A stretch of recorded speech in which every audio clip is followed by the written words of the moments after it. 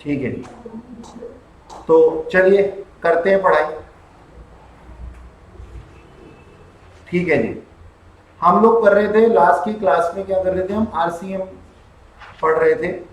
Reverse charge mechanism के अंदर आने वाली सर्विसेज हमने पढ़ी थी, और आज उसी को कंटिन्यू करेंगे और थोड़ी देर में ही ये खत्म हो जाएगा। ठीक है, और फिर उसके बाद में कंपोजिशन की स्कीम पढ़ेंगे कि क्या होता है कंपोजिशन की स्कीम। तो देखिएगा रिमेनिंग सर्विसेज के बारे में, सर्विसेज अंडर आरसीएम क्या क्या हैं हमारे पास। अब ध्यान से पढ़ना, वैसे हमें इसको पढ़ने का मौका है ना दोबारा से मिलेगा एग्जामिशन चैप्टर के अंदर, एग्जाम सर्विसेज के अंदर, लेकिन फिर भी 2 बार पढ़ने में अच्छी तरीके से याद हो जाएगा। तो हम ये कहते हैं हमारी सर्विस किस तरीके की है, हमारी जो नेक्स्ट सर्विस है वो किस तरीके की है, सर्विस प्रोवाइडर कौन है और सर्विस रेसिपिएंट कौन है। तो ये बोला जाता है कि अगर जो सर्विस है, पहले तो मेरे को एक बात बताओ, अगर गवर्नमेंट ऑफ इंडिया तुम्हारे को कोई सर्विसेज दे रही है, whether it is central government, state government, union territory, local authority, कोई भी हो, म्यूनिसिपैलिटी, क्या तुम इतने बड़े हो कि तुम उसका जो क्या नाम है वो अपना टैक्स है वो काट सको, जैसे टीडीएस के अंदर था। ठीक है जी, तो देखो मेरी बात सुनो, ध्यान से सुनना। हम क्या कह रहे हैं, सर्विसेज दी जा रही है, सर्विसेज दी जा रही है किसके द्वारा, central government, state government, union territory या लोकल अथॉरिटी, लेकिन इसके अंदर कुछ सर्विसेज इंक्लूडेड नहीं है। ठीक है, ओके। अच्छा, किसको दी जा रही है जी सर्विसेज, बिजनेस एंटिटी को दी जा रही है, बिजनेस एंटिटी को दी जा रही है। तो यहाँ पे क्या लग जाएगा सर, रिवर्स चार्ज मैकेनिज्म लग जाएगा, यहाँ पे रिवर्स चार्ज मैकेनिज्म लग जाएगा। अब ये तो हमारे को मालूम है, ये तो हमारे को मालूम है कि central government, state government, local authority, union territory ने तुम्हारे को सर्विसेज दी हैं। ठीक है, और जो है वो तुम कौन हो, बिजनेस एंटिटी हो जो कि एक टैक्सेबल टेरिटरी के अंदर है, और रिवर्स चार्ज मैकेनिज्म लग जाएगा हर एक तरीके की सर्विस के ऊपर, लेकिन इसके अंदर नहीं है ये सर्विसेज। बात समझ में आई कि इन केसेस में रिवर्स चार्ज मैकेनिज्म नहीं लगेगा। किस केस में नहीं लगेगा, अगर सेंट्रल गवर्नमेंट तुम्हारे को देती है किस चीज की service, renting of immovable property की, इमूवेबल प्रॉपर्टी तुम्हें रेंट पे देती है। ठीक है जी, और तुम कौन हो, एक बिजनेस एंटिटी हो, रिवर्स चार्ज मैकेनिज्म नहीं लगेगा। अगर गवर्नमेंट ऑफ इंडिया तुम्हारे को पोस्टल सर्विसेज देती है, हाँ फॉरवर्ड चार्ज के अंदर आएगा या फिर एग्जम्प्टेड सर्विसेज के अंदर आएगा, रिवर्स चार्ज मैकेनिज्म के अंदर नहीं आएगा। तो पोस्टल सर्विसेज अगर गवर्नमेंट ऑफ इंडिया तुम्हारे को देती है, ऑर्डिनरी पोस्ट नहीं, ऑर्डिनरी पोस्ट तो क्या है, एग्जम्प्ट है, वो तो टैक्सेबल ही नहीं है, लेकिन speed post, express parcel, life insurance, agency services, अगर तुम्हारे को पोस्टल डिपार्टमेंट ये सर्विसेज देता है तो उसके ऊपर रिवर्स चार्ज मैकेनिज्म नहीं लगेगा। ठीक है ना, ध्यान रखना इस चीज को। अच्छा, इसके बाद में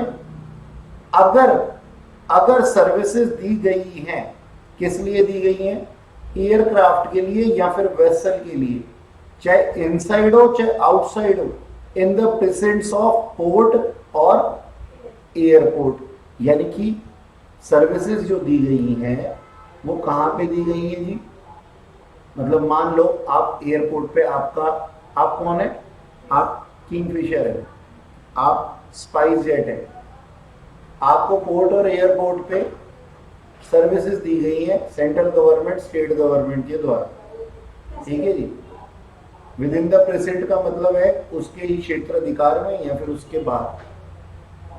कैसी सर्विसेज, कोई भी सर्विसेज हो सकती है भाई। आपको जो एयरपोर्ट की फैसिलिटी दी जा रही है, हवाई पट्टी की फैसिलिटी दी जा रही है, वो किसके द्वारा दी गई जा रही है, गवर्नमेंट ऑफ इंडिया दे रही। और किसी भी तरीके की कोई भी सर्विसेज, तो हम क्या कहते हैं, उसके ऊपर रिवर्स चार्ज मैकेनिज्म नहीं लगेगा। यानी कि सर्विसेज अगर आपको दी गई है पोर्ट या एयरपोर्ट पे वेसल और एयरक्राफ्ट से रिलेटेड, तो उसके ऊपर रिवर्स चार्ज मैकेनिज्म नहीं लगेगा। ठीक है, ओके। अच्छा, आगे चलते हैं। ट्रांसपोर्टेशन ऑफ गुड्स और पैसेंजर, ट्रांसपोर्टेशन ऑफ गुड्स और पैसेंजर की अगर सर्विसेज देती है गवर्नमेंट ऑफ इंडिया किसी को भी, तो उसके ऊपर रिवर्स चार्ज मैकेनिज्म नहीं लगे।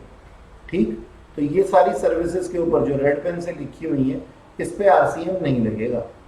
बाकी business entity, business entity, business entity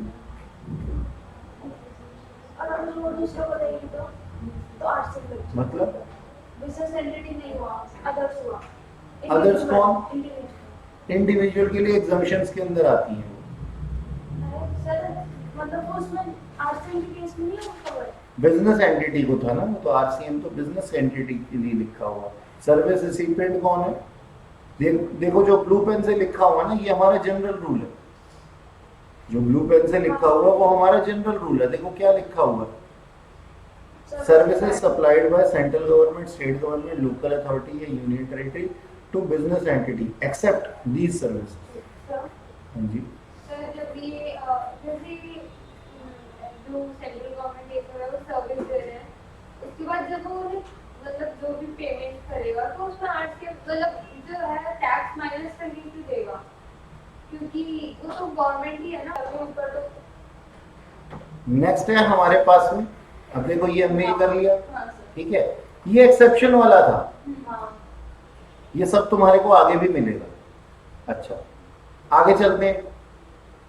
कहते हैं जी सर्विसेज दी गई हैं, किस तरीके की सर्विसेज दी गई हैं, सप्लाई की गई है किसके द्वारा? Central government, state government, local authority, union territory, by way of renting of immovable property. अभी ऊपर छोड़ा था उसको, by way of renting of immovable property to a person registered under CGST act.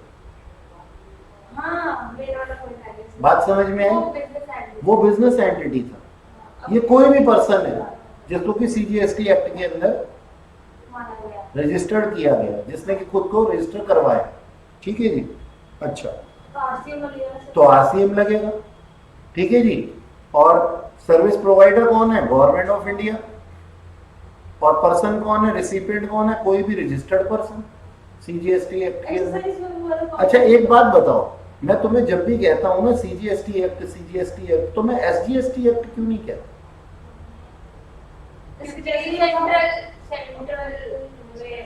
Central का ज्यादा रोल है क्या? Services तो सारे उसके अंदर ही मिलती है। मैं पता है क्यों नहीं कहता, मेरी बात सुनो। जब मैं कहता हूं ना, जब मैं तुम्हें कोई कॉमन काम देता हूं, मान लो एक एग्जांपल देता हूं, अभी मैं तुम्हें कोई कॉमन काम देता हूं, तो मैं ये नहीं कहता कि ये तुम्हें भी करना है, तुम्हें भी करना है, तुम्हें भी करना है, अलग करना है। मैं कहता हूँ सब बच्चों को करना है।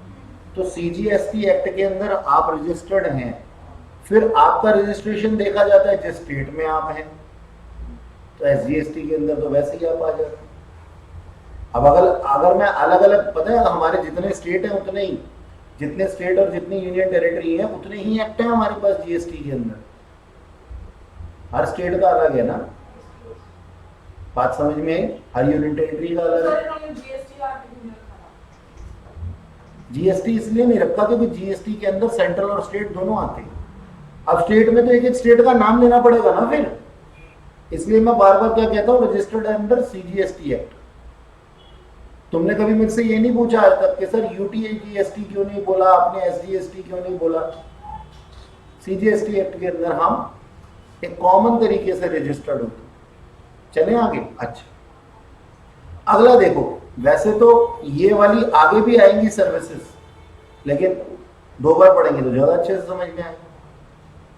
जीटीए की सर्विसेज, जीटीए की सर्विसेज मालूम? Goods transport agencies, goods transport agencies होती हैं, ट्रांसपोर्टर्स होते हैं। ठीक है जी। जीटीए की services in respect of transportation of goods by road, ये याद रखना जी, by way of road, truck driver हैं। ठीक है जी, ट्रांसपोर्टेशन ऑफ गुड्स हो रहा है।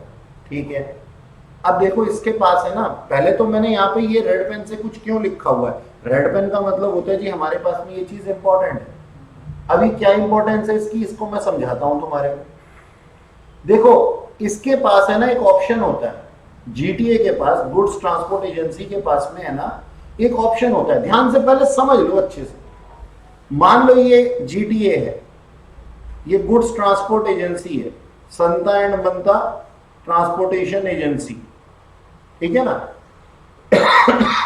ओके, अब इसके पास है ना ऑप्शन है, ये रिवर्स चार्ज के अंदर भी कर सकता है। अब रिवर्स चार्ज के अंदर ये खुद थोड़ी ना करेगा, क्योंकि ये तो सर्विस प्रोवाइडर है ना। तो रिवर्स चार्ज के अंदर कौन करेगा, रिवर्स चार्ज के अंदर करेगा इसका कस्टमर या फिर सर्विस रिसिपिएंट, है ना। रिवर्स चार्ज लगेगा तो कौन टैक्स पे करेगा, टैक्स पेड बाय या फिर GST paid by service recipient, ठीक है जी, ओके। लेकिन अगर जीटीए चाहे ना तो उसके पास ऑप्शन है, वो फॉरवर्ड चार्ज के अंदर भी काम कर सकता है। यानी कि जीटीए चाहे तो एक काम कर सकता है, कहता है सर्विस तो मैंने तुम्हारे को दी है, एक काम करो कस्टमर, तुम मुझे कंसीडरेशन प्लस जीएसटी दोनों दे दो और मैं आगे गवर्नमेंट को पे कर दूंगा, that is known as forward charge. लेकिन जीटीए गुड्स ट्रांसपोर्ट एजेंसी क्या कहती है, कहती है सुनो सुनो, ऑप्शन नंबर 2, सुनो सुनो, तुम मुझे मेरा सिर्फ कंसीडरेशन दे दो और फॉरवर्ड चार्ज के अंदर नहीं जाना चाहता मैं रिवर्स चार्ज मैकेनिज्म के अंदर जाना चाहता हूं, तुम ही टैक्स पे कर देना, अपने कस्टमर को कहते। तो दोनों ऑप्शन, बात समझ में आई, हटा दूं इसको यहां से, क्या हो सर ऐसा का कुछ होना जरूरी है ना, क्या ऐसा होना जरूरी, मतलब कि कोई एंटिटी या फिर कुछ जिसका जीएसटी कंफर्म हो या कोई एंटिटी हो, वो तो फिर जरूरी है ना। हाँ वो सारी चीजें तो देखी ही जाएंगी। रिवर्स चार्ज फिर वो होगा, अगर उसके पास नहीं जीएसटी देगा कैसे, वरना उसका बेचारे का रोल नंबर तो बनाना ही पड़ेगा ना। मेरी क्लास में तो बैठा हुआ है तो उसका आइडेंटिटी कार्ड तो होगा ही ना। वो बात तो बात की है, वो प्रोसीजर्स की बात नहीं कर रहे, हम कह रहे हैं बस इतनी सी बात मैंने बोली कि आप लोगों को ये समझ में आ गया कि मैंने क्या बोला जी। इसके पास दो ऑप्शन है, ये चाहे तो अपने कस्टमर से खुद टैक्स ले ले और गवर्नमेंट को पे कर दे, और ये चाहे तो किसको बोले, कहेगा अपने आप टैक्स पे कर दो, मैं पचड़े में पड़ना ही नहीं चाहता। ठीक है जी, ओके, अच्छा ठीक है। अब यहां पे हम क्या पढ़ रहे हैं, जब वो खुद पचड़े में नहीं पढ़ना चाहता, रिवर्स चार्ज मैकेनिज्म पढ़ रहे हैं ना, तो रिवर्स चार्ज मैकेनिज्म हम पढ़ रहे हैं। हमने क्या बोला जी, जीटीए सर्विसेज दे रहा है इन respect of transportation of goods by road, और सर्विस प्रोवाइडर कौन है जी, जीटीए। कौन से वाला जीटीए, जो कि नहीं पे कर रहा 6% सीजीएसटी और 6% एसजीएसटी या फिर यूटीजीएसटी। यानी कि क्या मतलब हुआ, कहने का मतलब ये है, ध्यान से सुनो मेरी बात। हमने क्या बोला कि देखो सर, गुड्स ट्रांसपोर्ट एजेंसी, अगर तुमने अपने सर्विस रिसिपिएंट से, तुम सर्विस प्रोवाइडर हो ना, अगर तुमने अपने सर्विस रिसिपिएंट से कंसीडरेशन ले ली और प्लस जीएसटी ले लिया,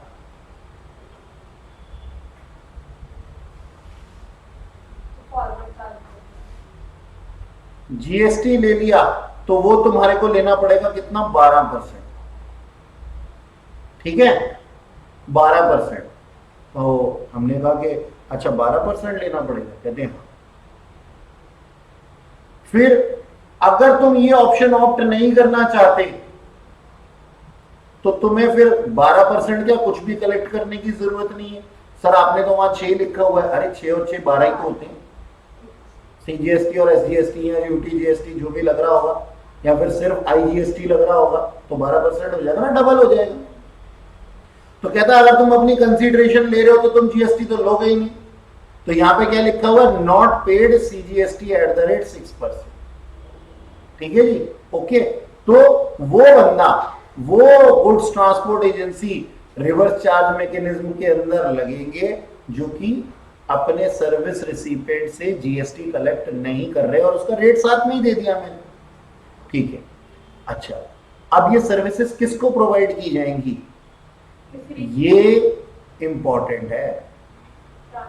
गुड्स ट्रांसपोर्ट एजेंसी का कस्टमर कौन होगा, गुड्स ट्रांसपोर्ट एजेंसी का कस्टमर होगा जी रजिस्टर्ड फैक्ट्री। फैक्ट्री वालों को जीटीए वालों से काम पड़ता रहता है, बिल्कुल पड़ता रहता है। Registered society, cooperative society, registered person under GST, any body corporate, ये जो है ना, ये इसके अंदर सब समा जाते हैं, ज्यादातर यही होते हैं। ठीक है जी, कोई भी पार्टनरशिप फॉर्म लो जी, ये तो रजिस्टर्ड हो या ना हो कोई फर्क भी नहीं पड़ता। और कैजुअल टैक्सेबल पर्सन, ये क्या होता है आने वाले समय में आपको पता लग जाएगा। ठीक है, तो हम क्या कहते हैं, हम कहते हैं रिवर्स चार्ज मैकेनिज्म का क्राइटेरिया कब लगेगा, जब जीटीए सर्विसेज दे रहा हो, नंबर 1। नंबर 2, उसने अपने कस्टमर यानी कि सर्विस रिसिपेंट से टैक्स कलेक्ट ना किया हो, क्योंकि फिर तो फॉरवर्ड चार्ज में आ गए। फॉरवर्ड चार्ज और रिवर्स चार्ज दोनों इकट्ठे थोड़ी हो सकते हैं। नंबर 1, नंबर 2 और नंबर 3, उसके कस्टमर कौन हो, उसके कस्टमर ये लोग। अगर इनको वो सर्विसेज दे रहा है ट्रांसपोर्टेशन ऑफ गुड्स की बाय वे ऑफ रोड, तो वो उनसे रिवर्स चार्ज मैकेनिज्म के द्वारा जीएसटी पे करने को कह सकता है डायरेक्ट गवर्नमेंट ऑफ इंडिया को। ठीक है ना,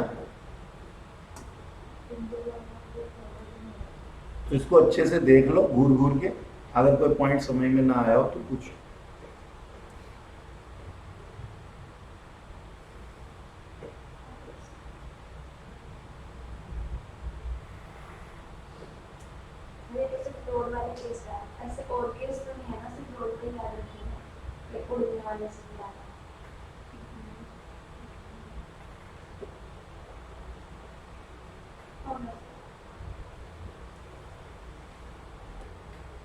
हाँ जी, लीगल सर्विसेज के बारे में वैसे तो मैंने कल भी बोला था और आज भी बोल रहा हूँ।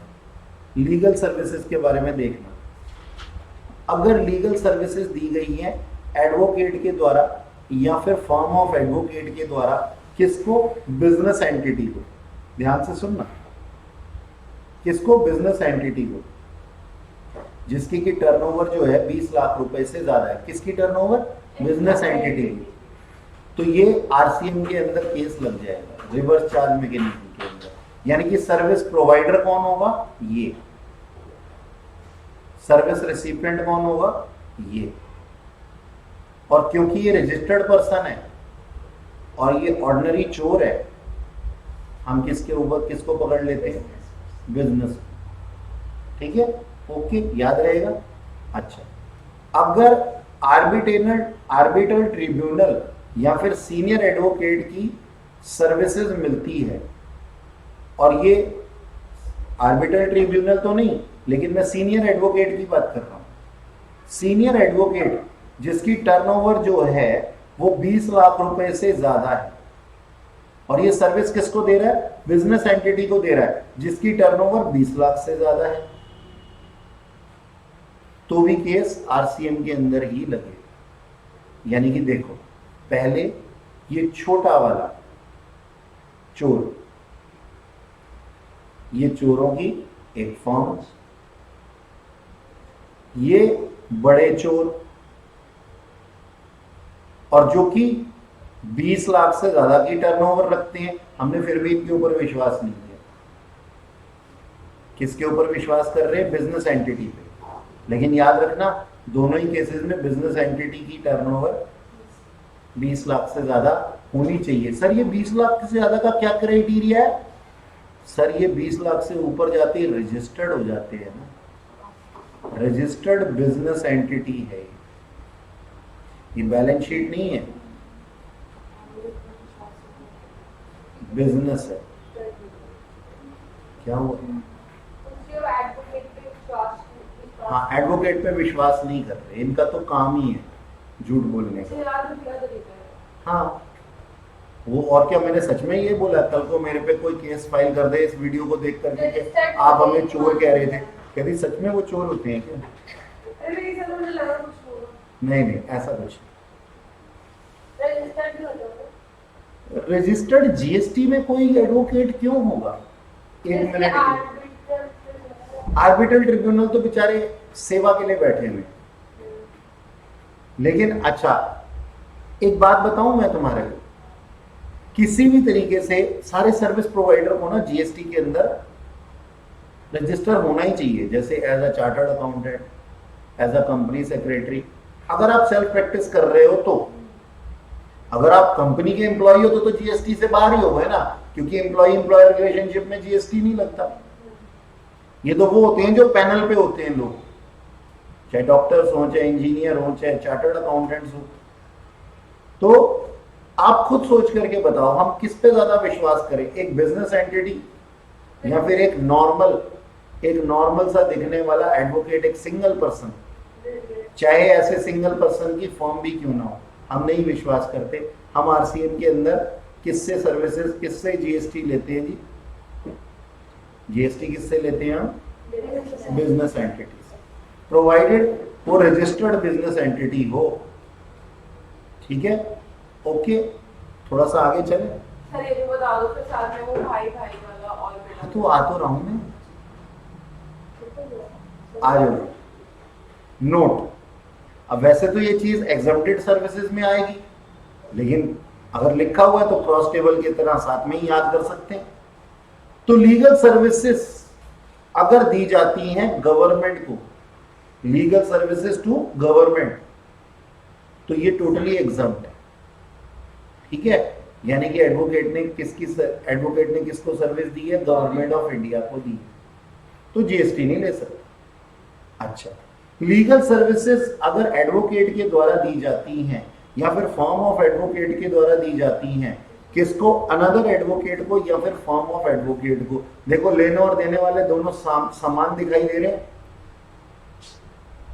एडवोकेट ने एडवोकेट को दी या फिर फॉर्म ऑफ एडवोकेट ने फॉर्म ऑफ एडवोकेट को दी, या फिर एडवोकेट ने फॉर्म ऑफ एडवोकेट को दी, या फिर फॉर्म ऑफ एडवोकेट ने एडवोकेट को दी, है ना? एग्जाम्प्ट है, बस है, हम नहीं कुछ कर सकते। क्यों का क्या मतलब?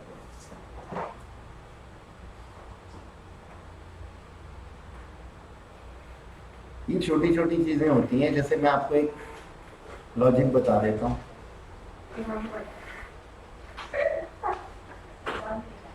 सर पता हमें भी है कि आपसे बोले बिना रहा नहीं जाएगा। मैं बताता हूं, देखो मेरी बात सुनो, मेरी बात सुनो। आप एक एडवोकेट हैं, मैं भी एक एडवोकेट हूं। मेरा ना केस चल रहा है, ठीक है?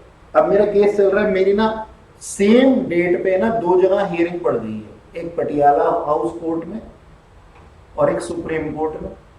2 जगह उन्होंने, मैं लास्ट डेट पे गया नहीं था, आपने किसी जूनियर को भेज दिया था, तो 2 जगह मेरी डेट सेम डेट पे आ गई। अब मैं प्रेजेंट तो रह नहीं सकता, तो मुझे अपने रिप्रेजेंटेटिव की तरह से कोई पर्सन वहां पे देना था। लेकिन ना मैंने क्या किया, मेरे पास में अब कोई रिप्रेजेंटेटिव बचा ही नहीं, क्योंकि 3 जगह डेट पड़ी हुई है, 4 जगह डेट पड़ी हुई है, बहुत बिजी पर्सनैलिटी हूँ। अब एक से ज्यादा जगहों पे मैं नहीं हो सकता, तो मैंने ना किसी एडवोकेट से सर्विस ली।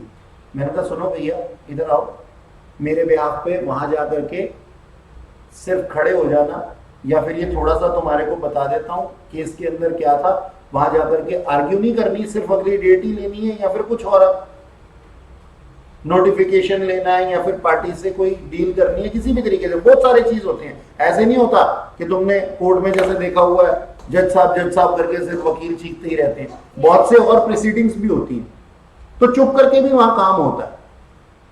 तो मैंने सर्विस ले ली। अब ऐसी छोटी छोटी सर्विसेज के ऊपर जो है ना जीएसटी हम नहीं लगाते, एग्जाम सर्विसेज के अंदर रखा हुआ है।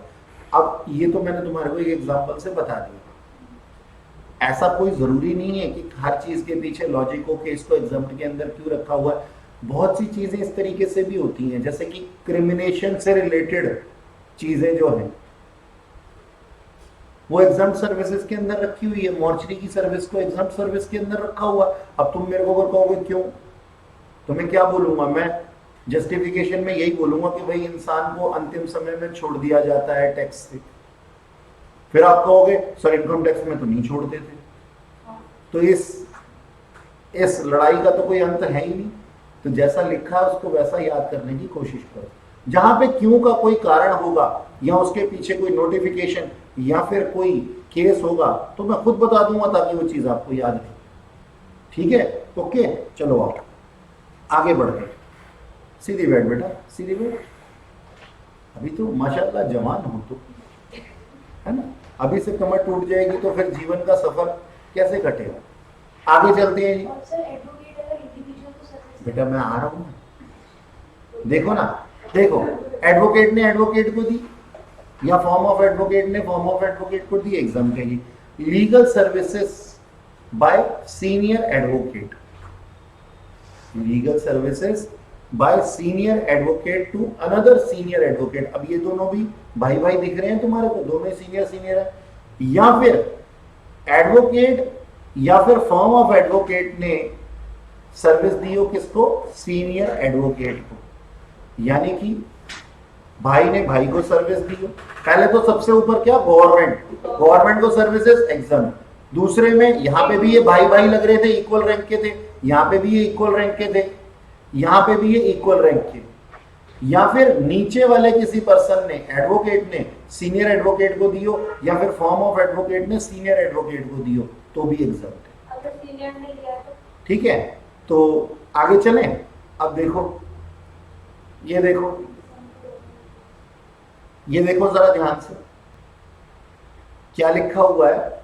सप्लायर ऑफ लीगल सर्विसेज कौन था, एडवोकेट या फिर फॉर्म ऑफ एडवोकेट।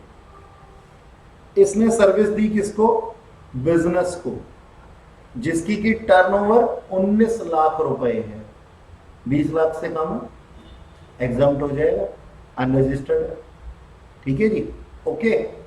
अच्छा, एडवोकेट या फिर फॉर्म ऑफ एडवोकेट ने सर्विसेज दी है किसको, बिजनेस को।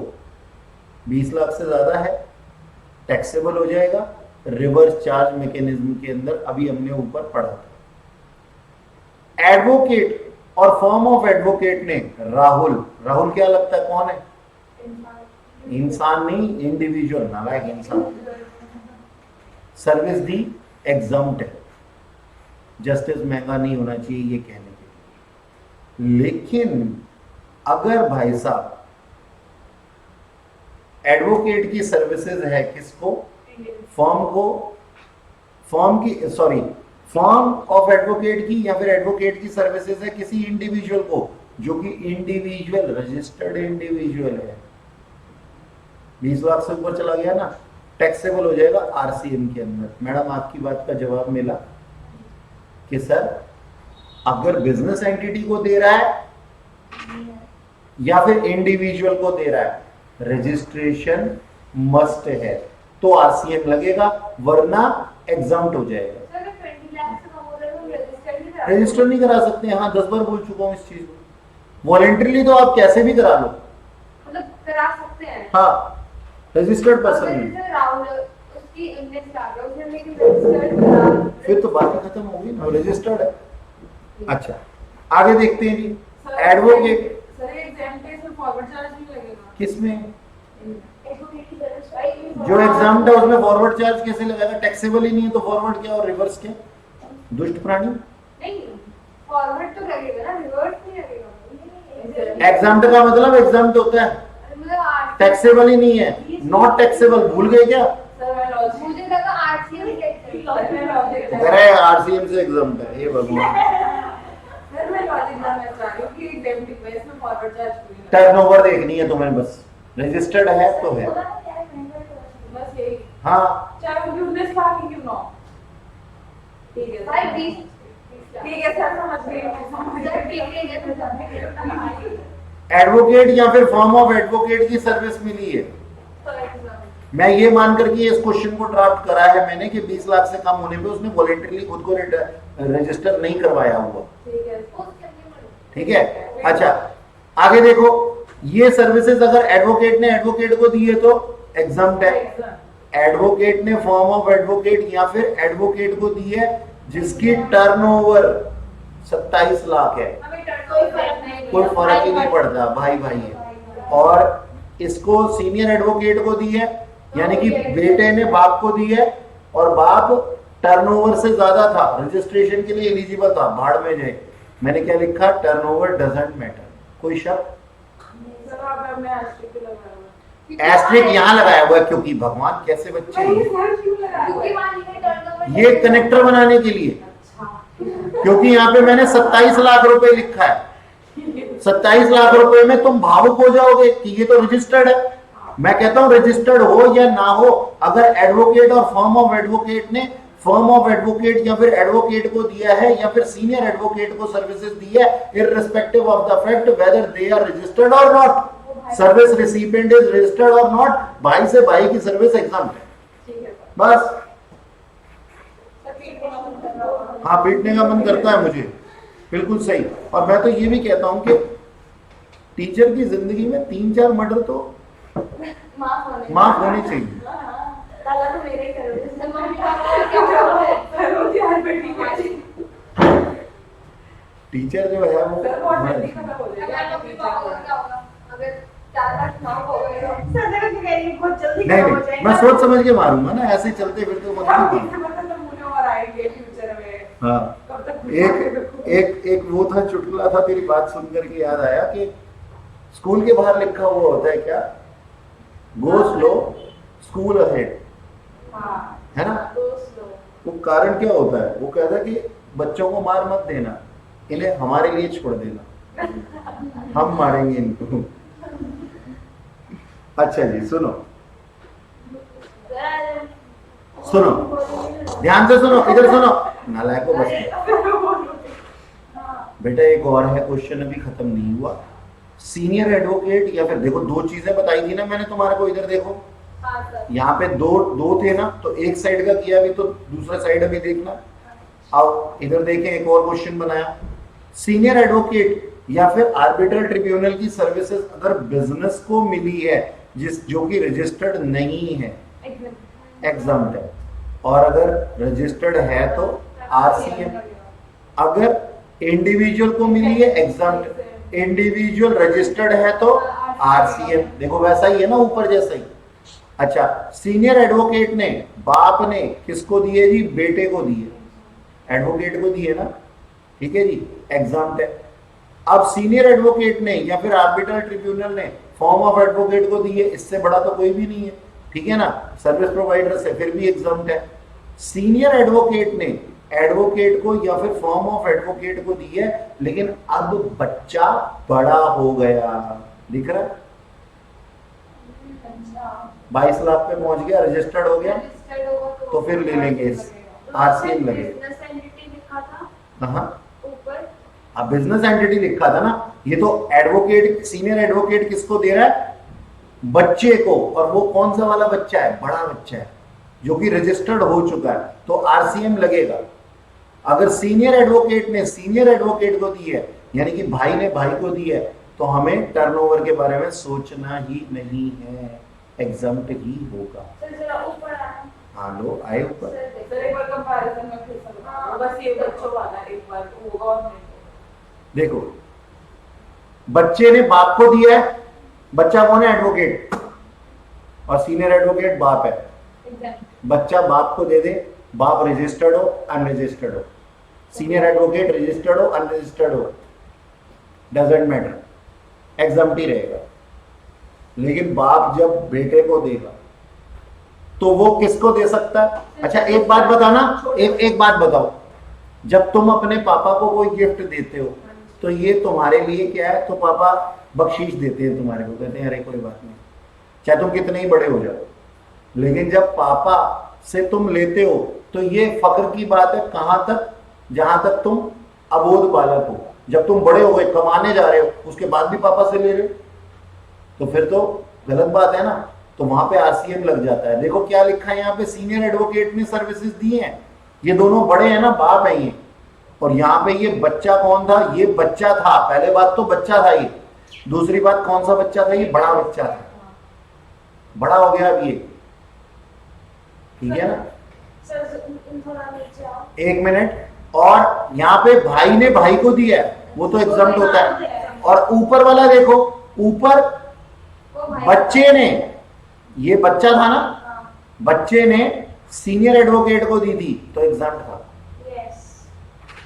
यानी कि बच्चा पिता को देगा, एग्जाम्प्ट है, पिता बच्चे को देगा, एग्जाम्प्ट है। लेकिन अगर बच्चा बड़ा हो गया तो फिर है। पॉइंट में लिख दो ना, एक पॉइंट।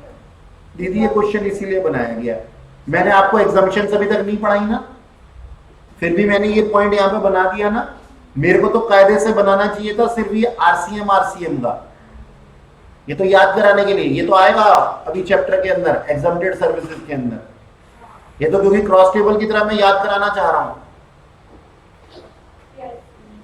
जब मैं आरसीएम पढ़ा रहा हूं तो आरसीएम के साथ मैंने एग्जाम्प्ट सर्विसेज को भी पढ़ा दिया, बस और क्या।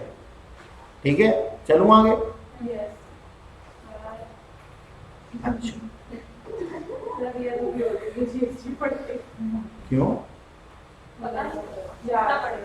9-4, हाँ आरसीएम खत्म हो गया। नहीं, ये वाली जिसमें ऐड भी कर डाल रहे हैं सर। आज सुबह ही भेजी थी। सर आप ये ऐड नहीं कर रहे हो? दो कहाँ ऐड किया मैंने? कुछ नहीं ऐड किया। और ये तो मैंने इसका सेक्शन लिखना भूल गया तो मैंने 9-4 लिख दिया। या अल्लाह, कैसे लोग हैं ये? बोला वो याद है तो अभी भी भेज दे। आप ना भेजा मत करो, पहले याद आ जाए फिर क्लास के बाद ही भेजो। सर हमें लगता है हमारे लिए ही पहले इसके बाद ही भेजते हैं। ये मैंने जब वो सप्लाई के बारे में बोला था ना, 9-4 के अंदर मैंने लिखवाया था, और ये मैंने आपको पहले पढ़ाया भी हुआ है, देख तो लो लिखा क्या वो। मैंने बोला था। अच्छा, वो हमारा क्लास बताएगा, भेज। अच्छा ठीक। Reverse charge mechanism, reverse charge mechanism on supply of specified class of goods और सर्विसेज। ठीक है जी। अब यहाँ पे दो चीजें हैं, जो सप्लाई है वो स्पेसिफाइड है, और जो पर्सन है वो भी रजिस्टर्ड है। और सप्लाई किससे हो रही है? अनरजिस्टर्ड से। अब सोच करके देखो, अनरजिस्टर्ड पर्सन के ऊपर अगर हम फॉरवर्ड चार्ज के लिए काम छोड़ दें फिर तो काम खराब हो जाएगा। अच्छा एक बात बताओ, क्या जरूरी है सारे के सारे रजिस्टर्ड पर्सन ही होंगे? अनरजिस्टर्ड पर्सन से भी तो हम सर्विसेज ले सकते हैं। तो ये सर्विसेज कौन सी हैं? कैपिटल गुड्स हमने खरीदी हो अनरजिस्टर्ड पर्सन से, या फिर सीमेंट खरीदा हो अनरजिस्टर्ड पर्सन से, तो आरसीएम लगेगा। यानी कि हम उसको कंसीडरेशन देंगे सर्विस प्रोवाइडर को, और गवर्नमेंट को जीएसटी देंगे अंडर आरसीएम। ठीक है जी। तो ये स्पेसिफाइड क्लास और स्पेसिफाइड गुड्स कौन सी थी? ये रजिस्टर्ड पर्सन थे स्पेसिफाइड क्लास वाले, और कैपिटल गुड्स या फिर सीमेंट जो थी वो स्पेसिफाइड गुड्स थी। ठीक है, याद रहे। हाँ दो ही हैं अभी तो, लेकिन आगे जाके बढ़ जाएंगे। मतलब अभी नहीं है। मेरा मकसद है कि, मेरा अंदाजा है कि तुम लोग पास कर लो तब तक, जब तक ये और बढ़ेगा।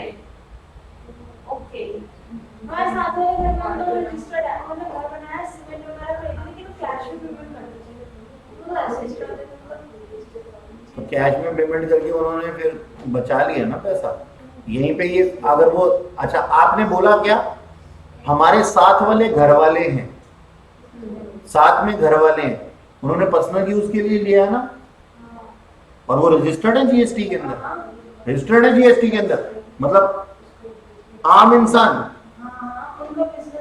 तो बिजनेस है तो रजिस्टर्ड होंगी, फिर तो बिजनेस पर्पस के लिए लिया है। तुझे पक्का पता जीएसटी नहीं दी? क्योंकि वो जो मसाला वाले कागज है ना। अच्छा चलो, जिस दिन वैल्यूएशन होगी उस दिन पता लग जाएगी कंस्ट्रक्शन कॉस्ट की। खैर मुझे क्या लेना। अच्छा नहीं, मैं क्यों तोड़वाऊंगा? और तोड़वाने का काम तो वैसे भी एमसीडी का होता है, जीएसटी डिपार्टमेंट थोड़ी ना तोड़ने फोड़ने। अच्छा छोड़ो, खत्म करो बात। इधर सुनो जी, रेट्स ऑफ जीएसटी तुम्हारे सामने लिखे हुए कैसा अरे याद करना है। क्वेश्चन में क्या गिवन अलग होंगे। अलग क्यों है?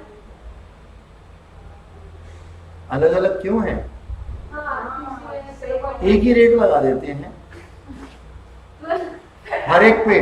मतलब आप अगर नहीं नहीं, हम एक काम करते हैं, आप खाना खाने जा रही हो, आप खाना खाने जा रही हो, हालांकि उसके ऊपर जीएसटी जो है, सरकार क्या सोचती है, सरकार क्या सोचती है, सुनिए मेरी बात, सरकार ये सोचती है खाना खाना सबका हक है।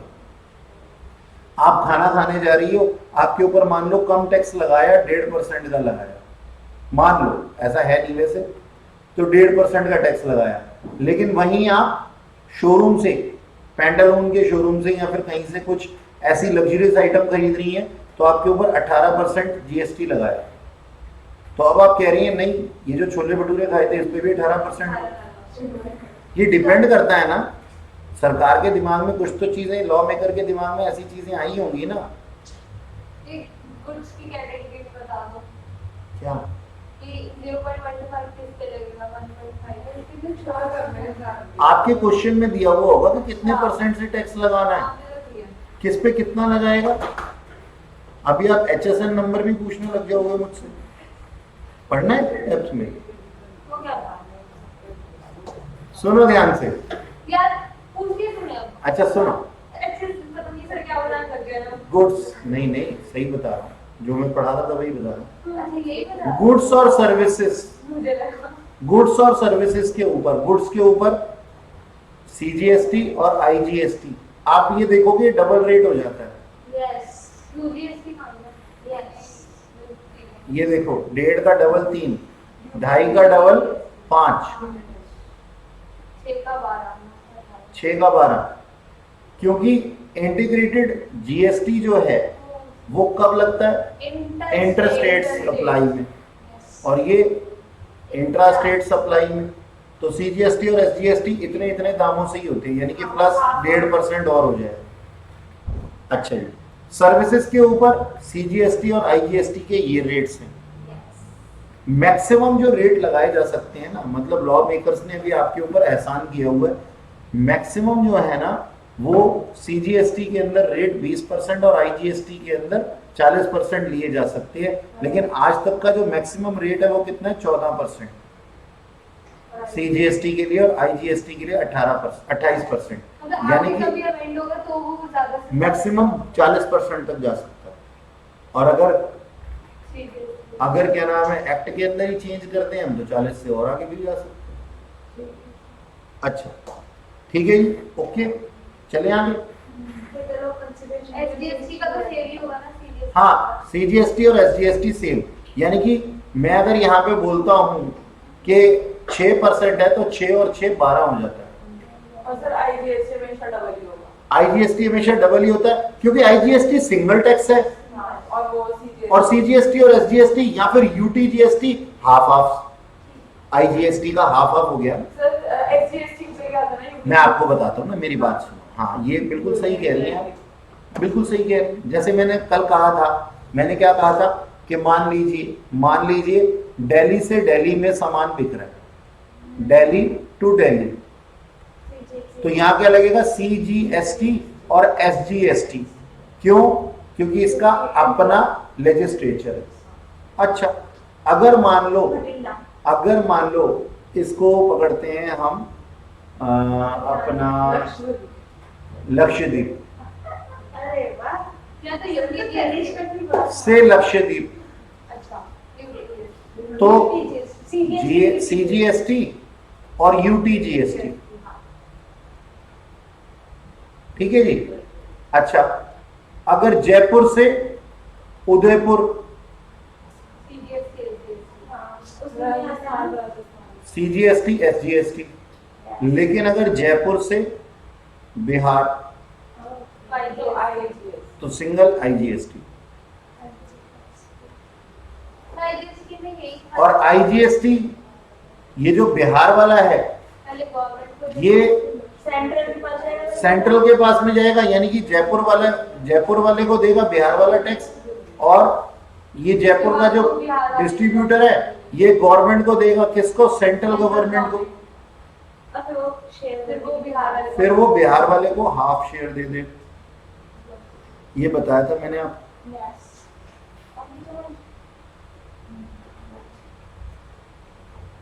अच्छा जी, तो ये था हमारे पास में रिवर्स चार्ज मैकेनिज्म। अब इस चैप्टर के अंदर आगे जो है वो है कंपोजिशन स्कीम। ये कंपोजिशन स्कीम क्या होती है, समझते हैं चीजों को। अब मैं ना परेशान हो गया, मैं जीएसटी के अंदर एज अ सप्लायर परेशान हो गया, और मैं एक बहुत ही कम टर्नओवर करने वाला, ये कम टर्नओवर का मतलब क्या है, 1.5 करोड़ से कम टर्नओवर थी मेरी, ठीक है जी, 1.5 करोड़ से कम टर्नओवर थी मेरी, ठीक है, ऐसा पर्सन था, ऐसा पर्सन था, ठीक है। अब मेरे को ना बोला गया कि अगर आप चाहें तो आप इनवॉइस ना इशू करें, आप इनपुट टैक्स क्रेडिट भी नहीं ले पाएंगे। यानी कि अगर आप किसी को इनवॉइस इशू नहीं करेंगे तो वो आईटीसी नहीं ले पाएगा, और जो आप दूसरे के साथ कर रहे हैं वो आपके साथ भी हो सकता है, कर्मा।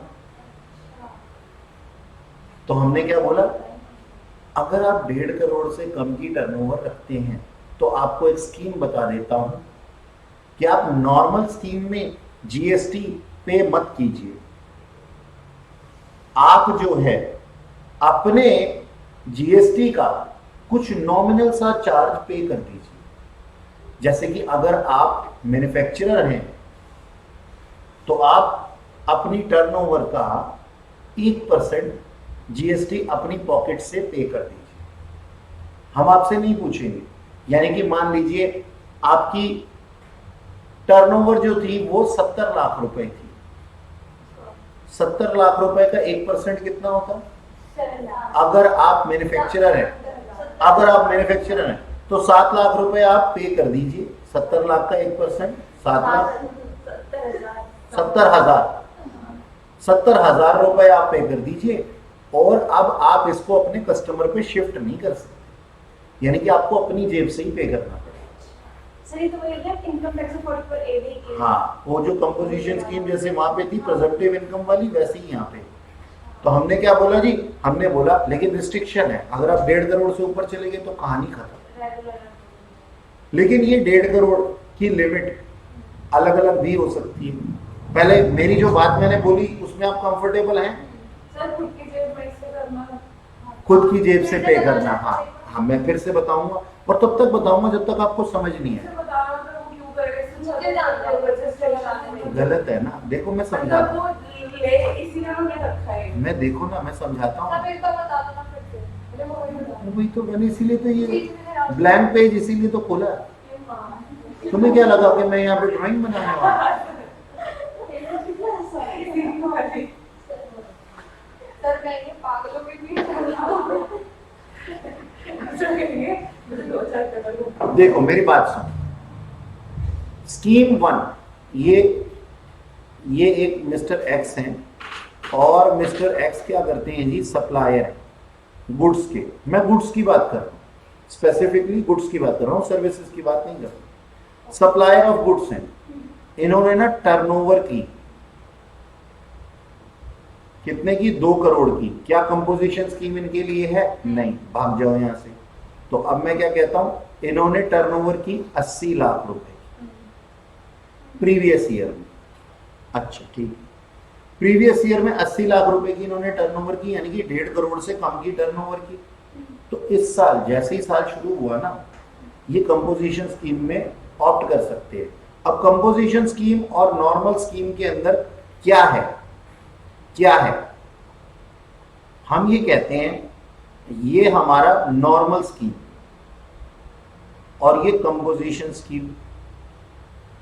कंपोजिशन स्कीम में आप 80 लाख रुपए का 1% दे दो। मान लो ये मैन्युफैक्चरर है, मान लो ये मैन्युफैक्चरर है, ठीक है जी, ये मैन्युफैक्चरर है। नहीं, आप अपने प्रिजम्पशन अपने पास रखिए कि अच्छा ये सिर्फ मैन्युफैक्चरर के लिए, मैंने मैन्युफैक्चरर को बेस माना। ट्रेडर का रूल 1% नहीं है, मैन्युफैक्चरर का रूल 1% है, और मैं 1% ले रहा हूं क्योंकि कैलकुलेशन आसान करनी है। बट दैट डजंट मीन कि ये कंपोजिशन की स्कीम सिर्फ मैन्युफैक्चरर के लिए, ना मैंने ऐसा बोला ना ऐसा है, तो आप अपनी तरफ से एजम्पशन मत लगाएंगे, ठीक है। तो ये ना कंपोजिशन स्कीम के अंदर आ गया, इसने कितना टैक्स दे दिया जी, 80,000 रुपए बस। अच्छा, और ये इसने पे किया किसको, गवर्नमेंट ऑफ इंडिया को, बात खत्म। नॉर्मल स्कीम के अंदर अगर ये आता तो हम कहते हैं इसको, हाँ भाई एक बात बताओ, ये 80 लाख रुपए की आपने जो सप्लाई दी है, इसके ऊपर आपने टैक्स कलेक्ट किया होगा, और ये सप्लाई देने के लिए आपने कहीं से सामान खरीदा होगा, या कोई कैपिटल गुड्स लगाई होंगी, या फिर कोई रॉ मटेरियल खरीदा होगा, उस पे आपने टैक्स पे किया होगा आगे, जिसका कि इनपुट टैक्स क्रेडिट आप ले सकते हैं। तो आपका इनपुट टैक्स क्रेडिट मान लीजिए आपका इनपुट टैक्स क्रेडिट जो है वो है आपके पास में 5 लाख रुपए का, और आपने जो टैक्स कलेक्ट किया है वो किया है 12 लाख रुपए का। तो 12 में से माइनस 5 लाख कितना हुआ, 7 लाख रुपए आपका टैक्स पेएबल है। ये थी आम जिंदगी, लेकिन इसके अंदर ना इसको बहुत मुसीबत पड़ती थी। कहते इनवॉइस रखो, इनवॉइस लो, इनवॉइस कलेक्ट करो और इशू करो, फिर आगे इनवॉइस किस डेट से पहले पहले इशू हो जाने चाहिए, है ना। अभी पढ़ाया था टाइम ऑफ सप्लाई, कितनी रिस्ट्रिक्शंस है। और फिर हर महीने आप अगले महीने हर टर्नओवर के ऊपर जीएसटी पे करो, क्वार्टरली बेस पे रिटर्न फाइल करो, बड़े सारे पचड़े। और ये पर्सन भी ऐसा नहीं था कि जिसकी टर्नओवर बहुत सारी है, तो हमने ना इसको ऑप्शन दिया कि अगर आप इन सारे पचड़ों में नहीं पड़ना चाहते, जीएसटी से मुक्ति लेना चाहते हैं, आप एक काम करो, ये लेने और देने के सिस्टम को खत्म कर दो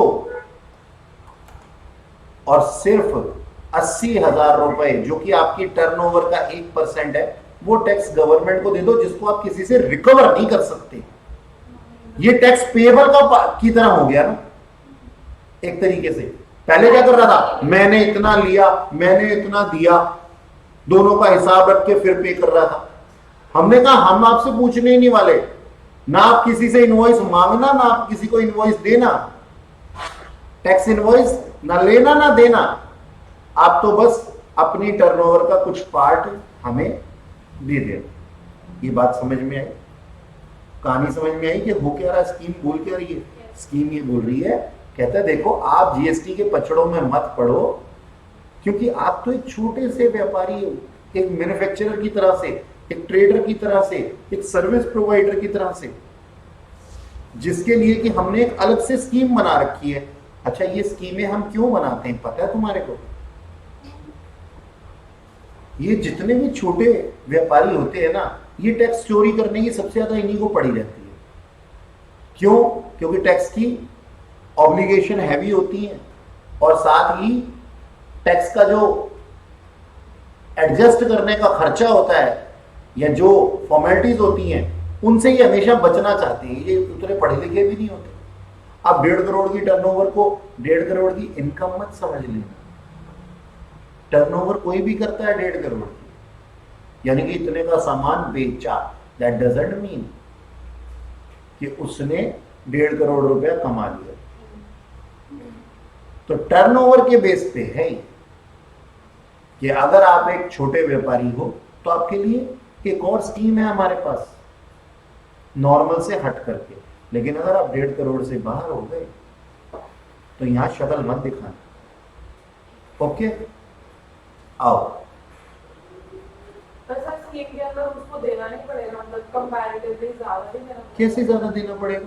1% ज्यादा है या 28% ज्यादा है? या सबसे छोटा रेट देखना यहाँ पे कितना है, आओ जरा देखें। गुड्स के केस में इनवॉइसेस भी इशू करने पड़ेंगे, सब कुछ करना पड़ेगा। हाँ, और मच है। और जैसे ही क्या नाम है कोई इरेगुलरिटी हुई, आगे का सिस्टम रुक गया। तुमने ये नहीं किया था पीछे, ये करके दो। तो छोटे व्यापारियों को हमने ये स्कीम दे रखी है। आप जरा पढ़ें कि कंपोजिशन स्कीम किन के लिए है। भाई दुनिया में दो ही तरह की चीजें बनी है, एक तो गुड्स, एक सर्विस। तो कहता है 2 टाइप्स ऑफ कंपोजिशन स्कीम है। नंबर 1 तो गुड्स सप्लायर के लिए और दूसरा सर्विस प्रोवाइडर के लिए। गुड्स सप्लायर कहां आता है? 10 सबसेक्शन 1 और 10 सबसेक्शन 2 में। सर्विस प्रोवाइडर कहां आता है? 10 सबसेक्शन 2A में। ठीक है, अब देखो अपने आप में 10 सबसेक्शन 1 और 2 ही काफी बड़ा है, और फिर उसके बाद में हमें सर्विसेज के लिए भी पढ़ना होगा। अच्छा, फीचर्स क्या कहते हैं इसके? फीचर्स पढ़ लेते हैं पहले।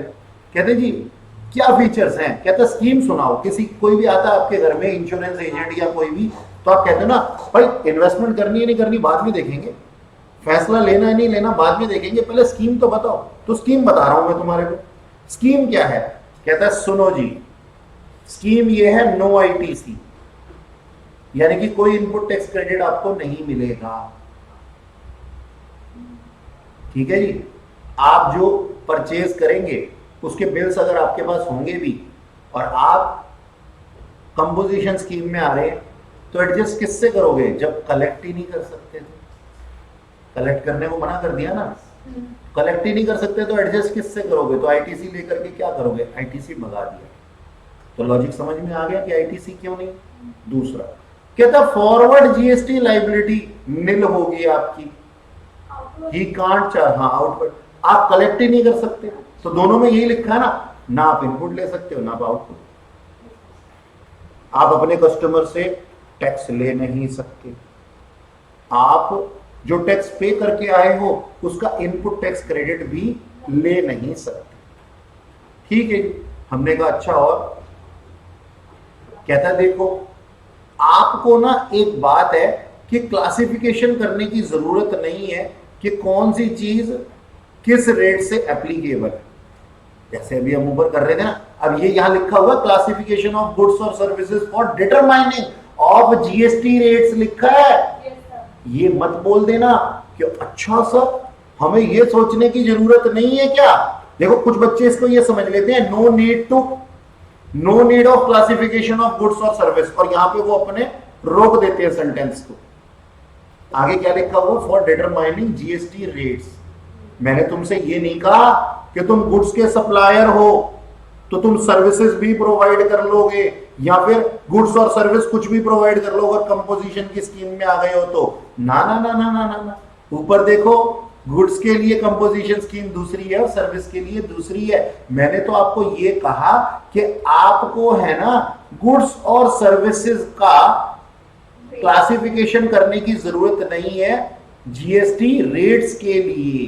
मतलब रेट ही नहीं लेने हमने, क्योंकि तुम्हारे रेट तो स्पेशल है ना, 1% एज अ मैन्युफैक्चरर या फिर एज अ ट्रेडर कुछ और। तो तुम इन रेट्स को देख के क्या करोगे? ये तो नॉर्मल पर्सन के लिए थे ना। लॉजिकली बात समझ में आई कि क्यों नहीं डिटरमाइन करना रेट, क्यों क्लासिफाई नहीं करना गुड्स और सर्विसेज को जीएसटी रेट्स के अकॉर्डिंगली?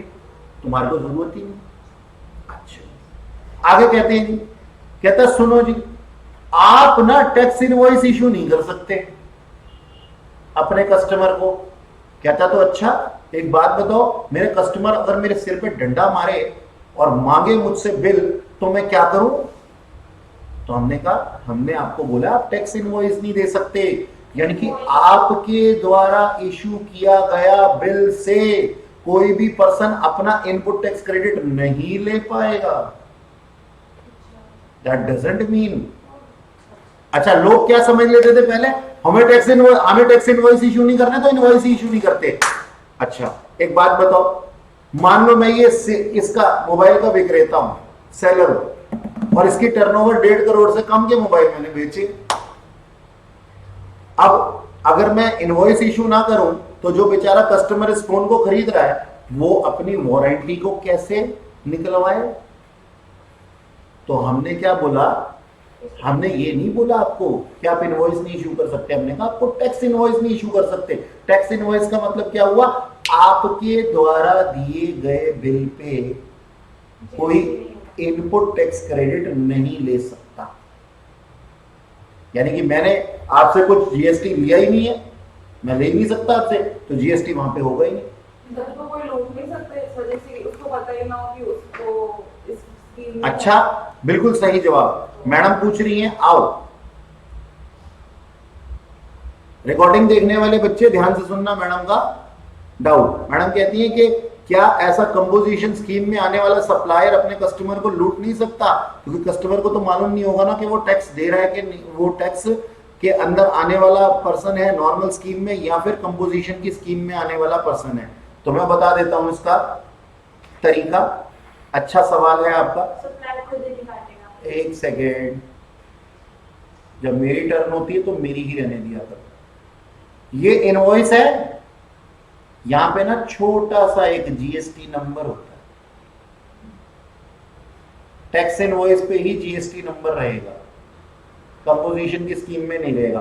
प्लस जब आप उसको गुड्स खरीदोगे प्लस जीएसटी लिखा होगा @ सो एंड सो से होगा ना। अगर तुमने ये झूठा जीएसटी किसी को इशू कर दिया है ना, अंदर कर देंगे 420, तो नहीं कर सकते। ठीक है, ओके। तो ऐसा नहीं हो सकता कि कोई किसी को टैक्स इनवॉइस इशू कर दे और वो टैक्स का अमाउंट अपने पास रख ले, ये सोच करके कि कस्टमर को वो क्या पता लगेगा। कस्टमर को नहीं, गवर्नमेंट ऑफ इंडिया को पता लग जाएगा। पता है क्यों? क्योंकि जो तुमसे लेकर के जा रहा है वो इनपुट टैक्स क्रेडिट लिखेगा और तुम्हारा जीएसटी नंबर, जो कि हो सकता है तुमने झूठा ही दिया हुआ, वो जैसे ही डालेगा वो कहेगा भाग जाओ यहां से, ऐसा कोई नंबर नहीं है हमारे पास। अच्छा, और अगर वो इनपुट टैक्स क्रेडिट नहीं ले पाएगा तो उसको पता लग जाएगा कि भाई तुम झूठे हो, और वो आके तुम्हारा गवर्नमेंट तक तो बात ही नहीं जाएगी, पहले ही आके तुम्हारा सिर फोड़ देगा, क्योंकि वो उसकी कॉस्ट का पार्ट बन जाएगा ना वरना। और उसकी कॉस्ट का पार्ट बना तो वो उसके प्राइस इंक्रीज हो गए, और प्राइस इंक्रीज हो गए तो उसके कस्टमर ने उसी से नहीं खरीदना, वो कस्टमर ही उसका भाग जाएगा। छोटे से। हाँ, तो ये सारा काम वो अपने कस्टमर के लिए तो कर रहा था। अब ये मत कहना कि अगर लास्ट का पर्सन है, कस्टमर ही है, लास्ट ही कस्टमर है, उसको तो जीएसटी क्रेडिट वैसे ही नहीं मिलता, वो लेगा कहां से? बिजनेस पर्पस के लिए थोड़ी ले रहा है वो तो होम यूज के लिए। अच्छा, तो चलें आगे देखिए। देखो क्या लिखा हुआ, dealer can't issue tax invoice, rather they need to issue bill of supply. MCQ में पकड़ लेते हैं ये कि अगर वो इनवॉइस इशू नहीं कर सकता तो क्या वो कुछ भी नहीं देगा, बिल ऑफ सप्लाई देगा। अच्छा जी, एक और बात, स्कीम के अगले चरण में चलें। स्कीम का अगला पार्ट बोलता है आपको बुक्स ऑफ अकाउंट मेंटेन करने की कोई जरूरत ही नहीं है। ये सबसे बढ़िया था। आगे जाकर के इलेक्ट्रॉनिक कैश रजिस्टर, पता नहीं क्या क्या तुम्हारे को सीखने को मिलेगा। वो क्या कहता है जी, कहता है जी मेरे को books of account he maintain नहीं करना। अच्छा जी, बट दैट डजंट मीन कि बुक्स ऑफ अकाउंट मेंटेन नहीं करने तो टर्नओवर कहां से पता लगेगी? टर्नओवर से रिलेटेड नहीं कह रहे, जीएसटी से रिलेटेड कह रहे। तो आपकी टर्नओवर को आप सच्चा सच्चा बता सके, ऐसे बुक्स ऑफ अकाउंट तो आपको मेंटेन करने पड़ेंगे जो कि अकाउंटिंग वाले होंगे।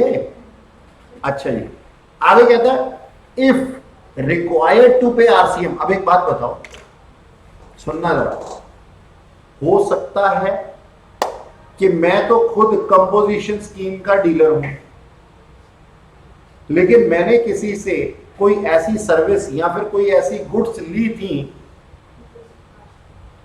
जिसके के अंदर मुझे उसकी ऑब्लिगेशन पूरे करते हुए उसके बिहाफ पे खुद टैक्स पे करना पड़ रहा था आरसीएम के अंदर। अभी पढ़ा हमने। तो एक बात बताओ, हम क्या कहते हैं, आरसीएम का क्या इनपुट टैक्स क्रेडिट अवेलेबल होता है? आरसीएम का इनपुट टैक्स क्रेडिट क्यों अवेलेबल नहीं होता? क्योंकि सर वो तो दूसरे के बिहाफ पे था ना, वो टैक्स पे नहीं करता था, इसीलिए तो मैंने उसके बिहाफ पे कर दिया। वो मेरा टैक्स थोड़ी है। भावुक मत हो जाना। क्वेश्चन जब प्रैक्टिकल करते हैं ना अपन, तो हम कहते हैं जी आउटवर्ड टैक्स और आउटवर्ड टैक्स के अंदर ही ना आरसीएम पेड को भी हम मिला देते हैं।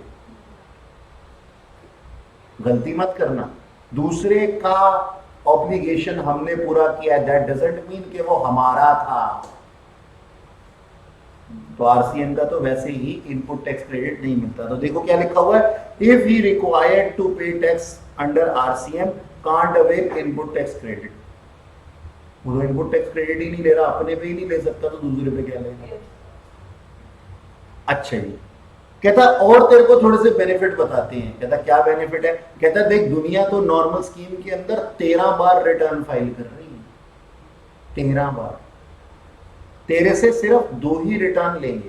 कहता कब कब, कहता एक इस साल में 30 अप्रैल को कौन से फॉर्म पे, जीएसटीआर नंबर 4 पे एक रिटर्न होगी, और फिर नेक्स्ट फाइनेंशियल ईयर में एक और लेंगे तेरे से फाइनल रिटर्न, एनुअल रिटर्न जिसका कि नाम होता है, वो लेंगे जीएसटीआर 9A पे। कब से पहले, 31 दिसंबर से पहले। यानी कि मान लो आप कंपोजिशन स्कीम के अंदर आए हैं कौन से साल में, 22-23 में। आपका फाइनेंशियल ईयर के हिसाब से चलता है, असेसमेंट और प्रीवियस ईयर का कोई लेना देना नहीं होता। तो आपका पहला ये जीएसटीआर 4 कब जाएगा, 30/4/2023, और फिर नेक्स्ट फाइनेंशियल ईयर में ये जाएगा, इसकी डेट क्या होगी, 31/12/2023। नेक्स्ट फाइनेंशियल ईयर कौन सा है, 23-24, और 23-24 में दिसंबर का महीना नहीं आ रहा क्या, वो तो फिर अगले से अगला टाप जाएगा ना, अगर 24 होगा तो। ये नेक्स्ट फाइनेंशियल ईयर ही तो है।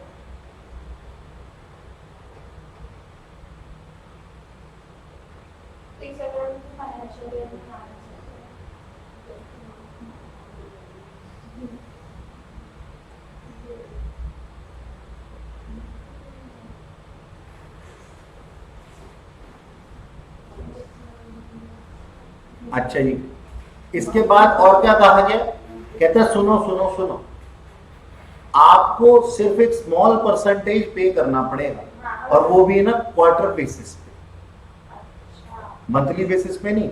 नॉर्मल दुनिया हर महीने की 20 तारीख को पहुंच जाती है टैक्स पे करने, तुम क्या करोगे, सिर्फ क्वार्टरली बेसिस पे करोगे। पहला क्वार्टर तुम्हारे पास में है, बताओ कौन सा क्वार्टर, अप्रैल मई जून, तो जुलाई 18 तक पहुंच जाना, ठीक है जी।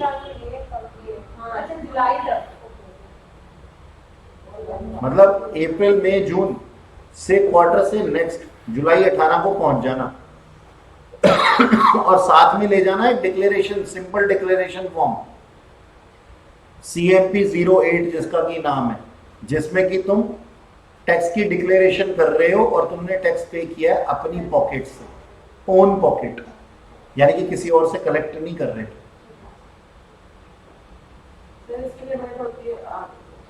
हाँ, आपको कंपोजिशन स्कीम लेने का अधिकार है यदि आप इंडिया में रहते हैं कुछ हिस्सों को छोड़कर, और अगर आपकी टर्नओवर 1.5 करोड़ से कम है, और आपको कंपोजिशन स्कीम में आने का अधिकार है। 7 सिस्टर्स का नाम सुना तुमने? एक ये उत्तराखंड को और ले लेना बीच में,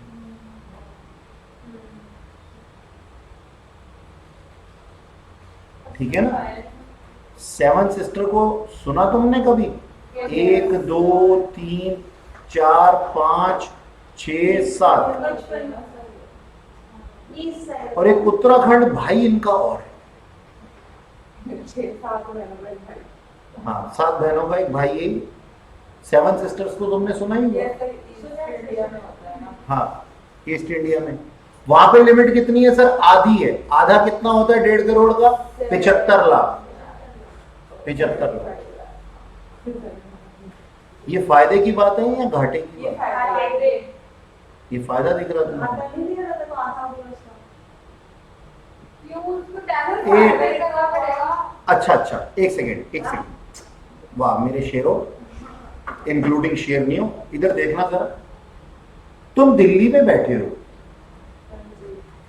तुम 1.40 करोड़ का बिजनेस कर चुके हो, लिमिट, और तुम है ना त्रिपुरा में बैठे हो, ठीक है सर। और जैसे ही तुम 1.40 पे जाते हो कंपोजिशन से बाहर हो जाते हो, न केवल 1.40 पे बल्कि 76,000 रुपए पे, हाँ, ठीक है। 76 लाख रुपए पे, 76 लाख भी क्यों बोलूं, 75 लाख 1 रुपए पे तुम कंपोजिशन से बाहर हो जाते हो। कंपोजिशन में आना, पहले तो बताओ फायदा है या नुकसान है? इनके साथ ऐसा क्यों होता है? सर अब रीजन बस हुआ उनके साथ में। नहीं सर, इसका लॉजिक भी बोला आप मैं इसका लॉजिक तो वो बल्कि तो पिछड़े रहते पिछड़े में पिछड़े ये स्टेट, पिछड़े के लोग तो एक बात बताना, मणिपुरियन लोगों के कस्टम्स को देखा तुमने? कैसे होता है? हाँ, देखने तुमसे ज्यादा पढ़े लिखे होते हैं वो। सर हमें लोगों की सर बात रीजन को छोड़ो, रीजन बताओ भाई ये है तो ऐसा होता है, ये स्टेट गवर्नमेंट के हाथ में। सर आप कंपोजिशन स्कीम, बोल रही है। कंपोजिशन स्कीम जो है ना स्टेट गवर्नमेंट का, अपनी ममता दीदी है ना, उन्होंने रजिस्ट्रेशन को भी, रजिस्ट्रेशन की लिमिट को भी बढ़ा करके रखा हुआ था पहले। नहीं, पर मैं सोचो बड़ी ममता आपकी बहन को हम कैसे जानते हैं? अपनी ममता दीदी, ममता बनर्जी, बंगाल में। इसको पता चल गया सर। अच्छा छोड़ो ना, समझ याद रखोगे? सेवन सिस्टर तो वैसे ही ज्योग्राफी पढ़ी हुई है तुमने। एक भैया जी को और ले लेना साथ में, उत्तराखंड भैया को, ठीक है जी। अच्छा सर इसका वो ग्रुप में फिर बना दो। क्या? सर हमने इतना ब्रेक मांग रही है। अब मैं रिक्वेस्ट किया है। हाँ जी, ये लिमिट आपने याद कर ली? अच्छा यस सर। अब सुनो, हमने क्या बोला? अब देखो, वैसे मैं तुम्हें ना 2 मिनट ठहरो, अभी ब्रेक दूंगा पहले, उसके बाद ही पढ़ाऊंगा। पहले मेरी बात सुनो। ओके। अभी मैंने तुम्हें क्या बोला? अभी मैंने तुम्हें क्या बोला कि ना टर्नओवर के बेस पे। अब तुम्हें क्या लगता है कि टर्नओवर के अंदर कुछ इंक्लूजन या एक्सक्लूजन नहीं होगा? सर होता है हमेशा। होगा, तो वही हमें पढ़ना है कि टर्नओवर किस तरीके से निकाला जाए, और ये आता है जी प्रैक्टिकल पार्ट में, इस चैप्टर में। जीएसटी की अलग है। हाँ ठीक है जी। तो जाओ और फटाफट से होकर के खाना वाना कुछ खा लो, और have a break, have a KitKat, and after break हम ये करेंगे कि क्या इंक्लूड होता है, क्या एक्सक्लूड होता पार्टी है। इधर सुनो ध्यान से, ये काफी इंपॉर्टेंट है। एग्रीगेट टर्नओवर हमने निकालना है, और जो ये एग्रीगेट टर्नओवर निकालने की बात हो रही है, ये पैन इंडिया बेसिस पे,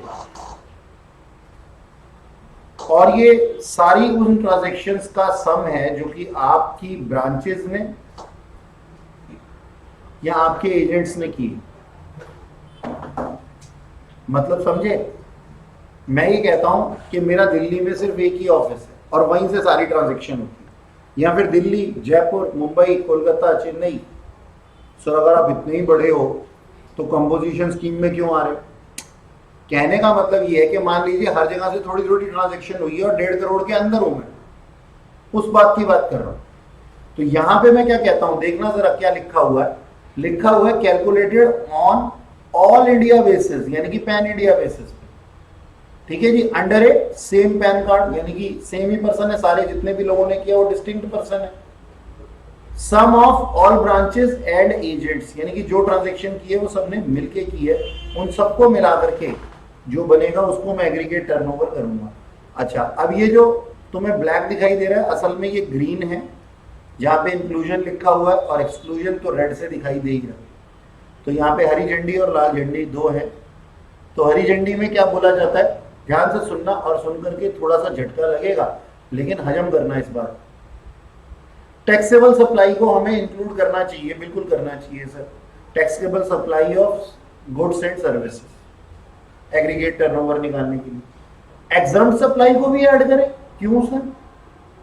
हाँ, एग्जम्प्ट सप्लाई को भी ऐड करो, सेल तो भी है। क्योंकि सेल तो हुई है ना, टर्नओवर तो हुआ है ना। जब टर्नओवर हुआ है तो चाहे वो टैक्सेबल सप्लाई का हुआ हो चाहे एग्जम्प्ट सप्लाई का हुआ हो, सबको ऐड करना। हाँ, एग्जम्प्ट सप्लाईज के ऊपर हम तुमसे टैक्स नहीं लेंगे, दैट इज डिफरेंट थिंग, लेकिन हम एग्रीगेट सेल निकाल रहे हैं, एग्रीगेट टर्नओवर निकाल रहे हैं, टैक्सेबल टर्नओवर नहीं निकाल रहे। अच्छा जी, जीरो रेटेड सप्लाई, सर ये क्या होता है zero rated supply? Special economic zone में या फिर एक्सपोर्ट पर्पस के लिए अगर हम कुछ ट्रेडिंग करते हैं या मैन्युफैक्चरिंग करते हैं तो वो जीरो रेटेड सप्लाई के अंदर आता है, उसको भी इंक्लूड करना है, उसको भी इंक्लूड करना है। आपने जो डिस्टिंक्ट पर्सन के बीच में सप्लाई दी है उसको भी इंक्लूड करना है। जैसे याद है मैंने एक एग्जांपल दिया था कि मेरा एक इंस्टीट्यूट है और मुंबई में मेरी एक कंप्यूटर शॉप भी है, वहां से मैं कंप्यूटर उठा लाया तो वो भी वहां का ओनर भी मैं और यहाँ का ओनर भी मैं, अपने ही बिजनेस के अंदर लगा रहा हूं, एक बिजनेस से दूसरे बिजनेस में। तो ये क्या है, डिस्टिंक्ट पर्सन था। सेम पैन कार्ड पे मुंबई और मेरी ओनरशिप के अंदर जो दो ऑर्गेनाइजेशन थी वो आपस में क्या है, डिस्टिंक्ट पर्सन। तो डिस्टिंक्ट पर्सन के अंदर होने वाली सप्लाई को भी, यानी कि मैं मुझी को सेल करता हूं तो उस सेल को भी बीच में लेना है। नेक्स्ट है हमारे पास में जो फिफ्थ पॉइंट, वो थोड़ा सा पेचीदा है, उसको समझते हैं थोड़ी देर में। पहले जरा एक्सक्लूजन देख लें। अब जीएसटी लगाने के लिए ही तुम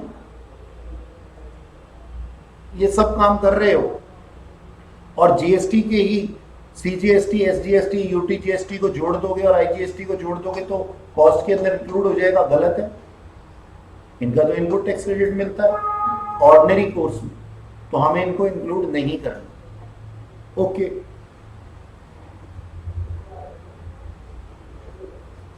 जीएसटी कंपनसेशन सेस को भी हमें इंक्लूड नहीं करना। अब सर ये क्या है, जीएसटी कंपनसेशन सेस क्या है?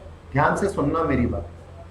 मान लीजिए स्टेट गवर्नमेंट, और स्टेट गवर्नमेंट के अंदर किसी भी चीज के ऊपर, जैसे मान लीजिए पेट्रोलियम था, पेट्रोलियम के ऊपर ऑलरेडी वैट अच्छा खासा आ रहा है तो हमने वैट को वहां से अबॉलिश नहीं किया, लेकिन कुछ एक चीज है जिसको कि हमने क्या कर दिया, अबॉलिश कर दिया।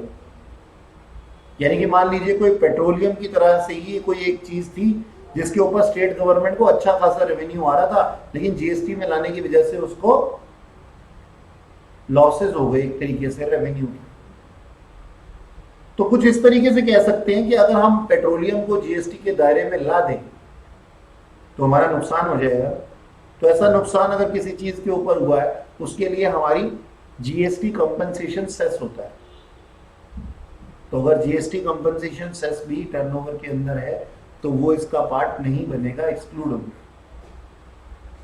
Inward supply on which RCM payable या पेड, आरसीएम तो वैसे भी हमारे टैक्स लायबिलिटी का पार्ट नहीं होता ना, तो हम उसको इंक्लूड नहीं करते। नेक्स्ट है value of exempt supply provided by way of, ध्यान से सुनना, provided by way of extended deposit loan so far if consideration is interest और डिस्काउंट। मैं आपको समझाता हूं। मान लीजिए मेरा ब्याज पे पैसे देने का बिजनेस था,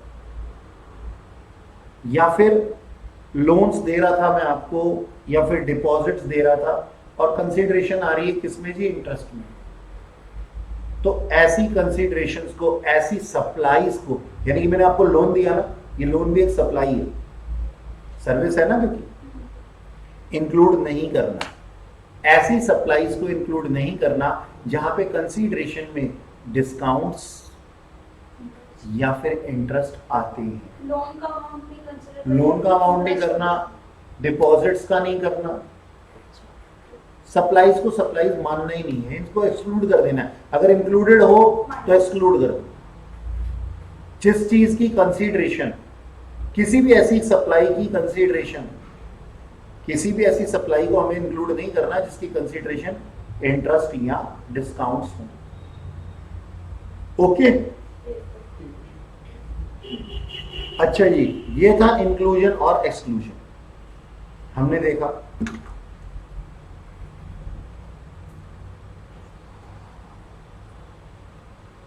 तो अब अपन क्या करेंगे, ध्यान देना जरा मेरी बात पे। मान लो ये सब कुछ इंक्लूड और एक्सक्लूड करके, मैंने अभी 5वां पॉइंट नहीं बताया, ये सब कुछ इंक्लूड और, मान लो 5वां पॉइंट मेरे क्वेश्चन के अंदर है ही नहीं, ये सब कुछ इंक्लूड और एक्सक्लूड करके मेरे पास में प्रीवियस ईयर के अंदर मेरी जो टर्नओवर थी वो कितनी थी, मान लो 50 लाख, 1.5 करोड़ से कम है। तो अब अगले साल में मैं क्या ले सकता हूं, कंपोजिशन की स्कीम ले सकता हूं, जहां पे अपनी टोटल टर्नओवर का, जैसे कि मैंने अभी निकाली है, मैन्युफैक्चरर हूं तो 1% मुझे देना पड़ेगा, ट्रेडर हूं तो कुछ और परसेंट देना पड़ेगा। ये कहानी समझ में आई? नॉर्मल थी ये तो। प्रीवियस ईयर की टर्नओवर देखनी है जो कि 1.5 करोड़ रुपए से कम होनी चाहिए लास्ट ईयर। ओके जी, अच्छा अब इसको भगाता हूं और 5वें पॉइंट का मतलब समझाता हूं।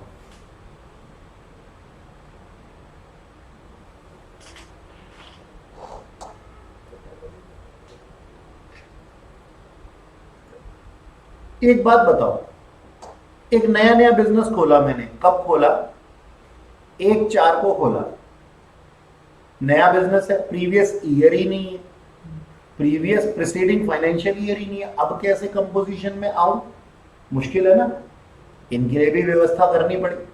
लास्ट ईयर तो थे ही नहीं हम एग्जिस्टेंस में, हम तो आज ही पैदा हुए हैं। तो इसका मतलब क्या हमें आज कंपोजिशन स्कीम नहीं मिल सकती? क्या हम अगले साल से ही कंपोजिशन स्कीम ले सकते हैं? नहीं, ऐसा नहीं। इनफैक्ट मैं आप लोगों को बताना चाहूंगा, ध्यान देना, हालांकि इस पॉइंट पे इस बात को बताना जरूरी नहीं है, लेकिन मेरा मन कर रहा है आपको बताना, क्योंकि मुझे बताने में रस आता है और आप भी रस लीजिए। आप जब ऑनलाइन प्रोसेस करते हैं ना रजिस्ट्रेशन की, आपने नया बिजनेस खोला, आपने रजिस्ट्रेशन की प्रोसेस की, तो वो ना आपसे एक रजिस्ट्रेशन करवाते हुए एक ऑप्शन में पूछता है, क्या पूछता है, whether you want to opt composition scheme. जैसे कि कुछ फॉर्म्स आप भरते हैं, आप अपना एड्रेस लिखते हैं, तो वहां पे लिखा होता है whether the above address is your mailing address to और परमानेंट एड्रेस। हो सकता है, it may be possible, quite possible कि आप बाहर से आए हुए हो, परमानेंट एड्रेस तो वो है यहाँ दिल्ली में आप रहे। तो ऐसे फॉर्म्स आपने देखे होंगे। ठीक इसी तरीके से रजिस्ट्रेशन का फॉर्म जब आप फिलअप कर रहे होते हैं ना ऑनलाइन, वो आपसे पूछता है do you want to opt composition scheme, तो हम कहते हैं यस।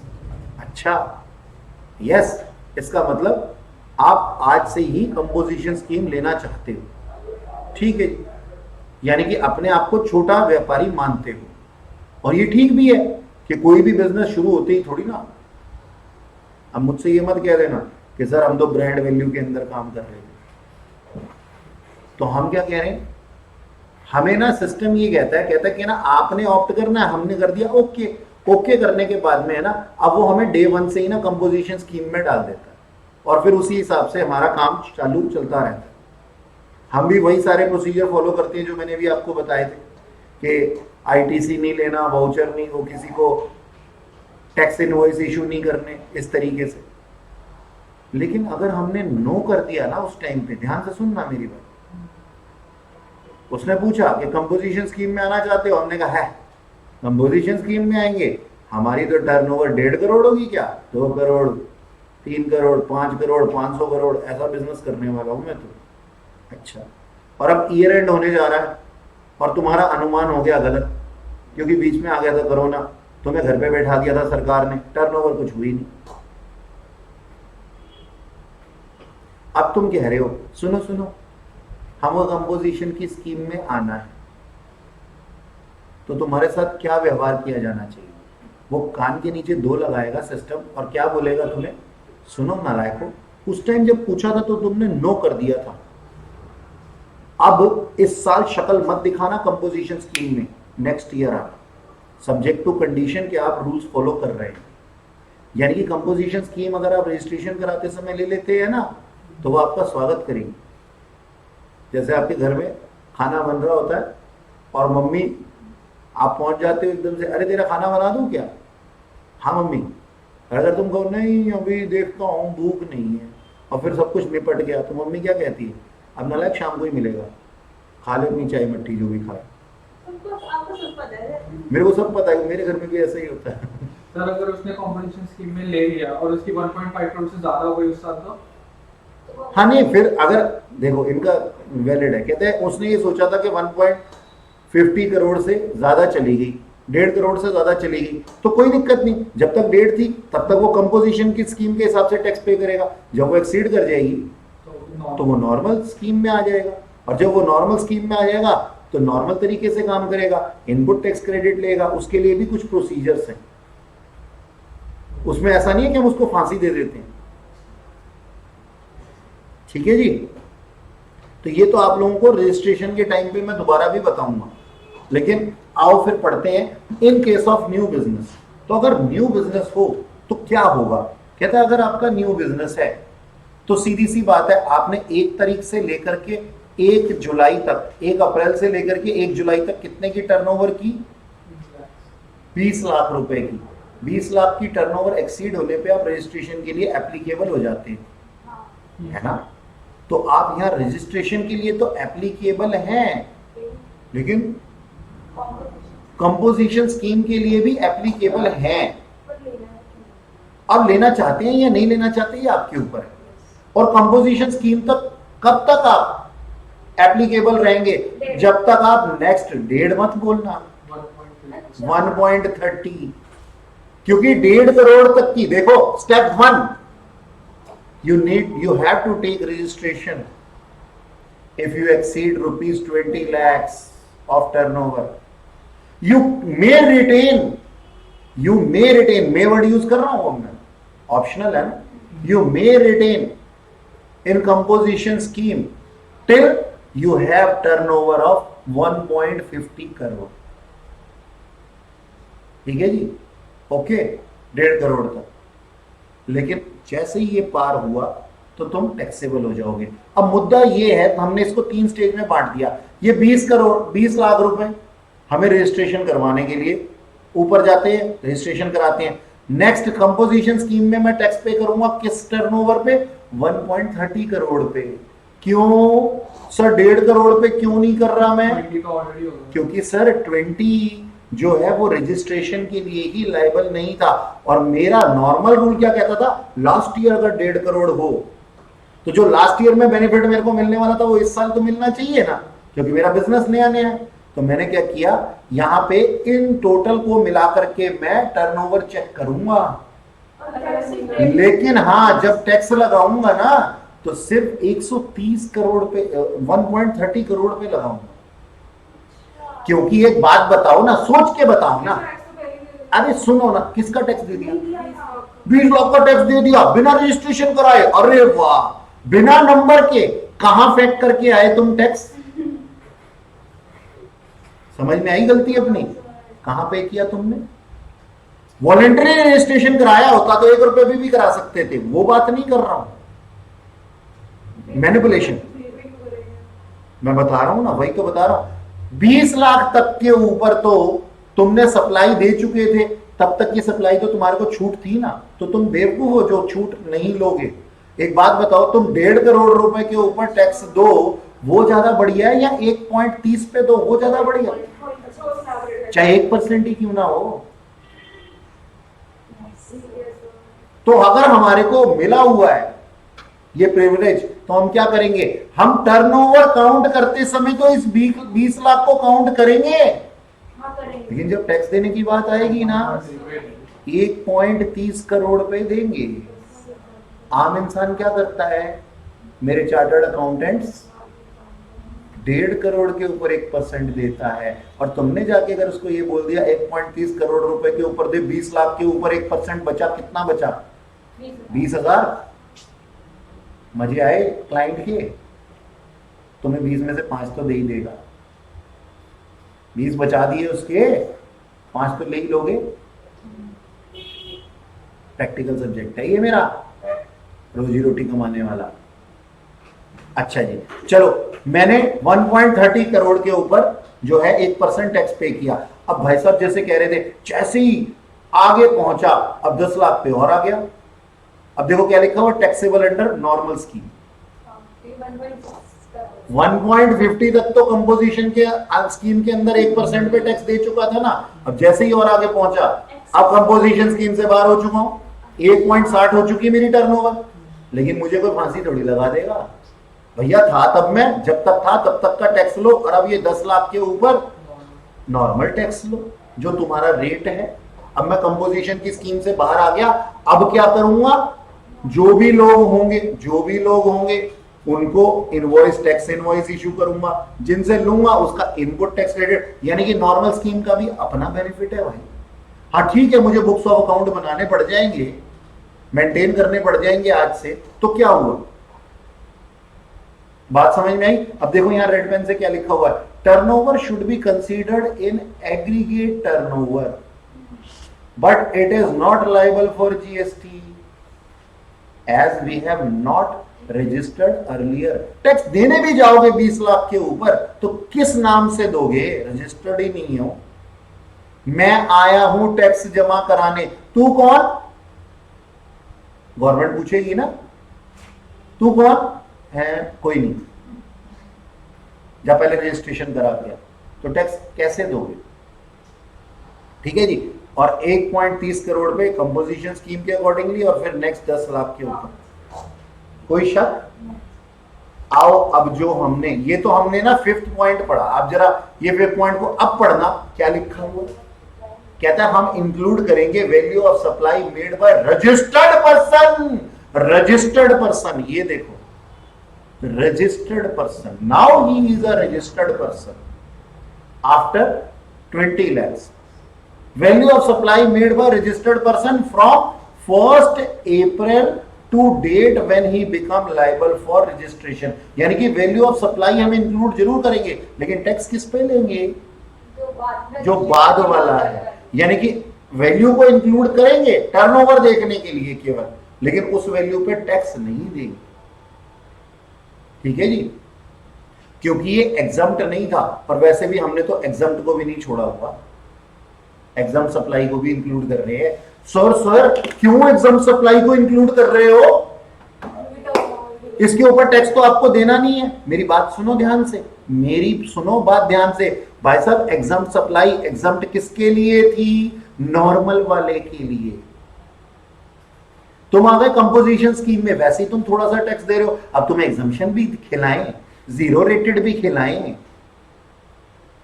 बात समझ में आई।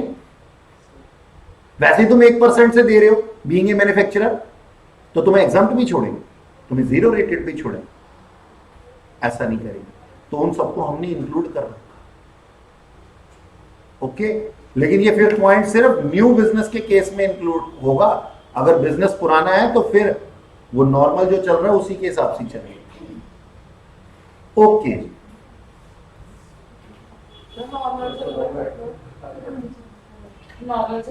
मतलब पहले से तुम रजिस्टर्ड थे, रजिस्टर्ड के लिए तो सिर्फ 20 लाख चाहिए ना, और कंपोजिशन स्कीम में आने के लिए प्रीवियस ईयर में 1.5 करोड़ से कम होना चाहिए, तो 1.5 करोड़ के तो अंदर ही रहे होगे ना, अगर कंपोजिशन स्कीम इस साल 1% लगेगा इस साल की टर्नओवर का।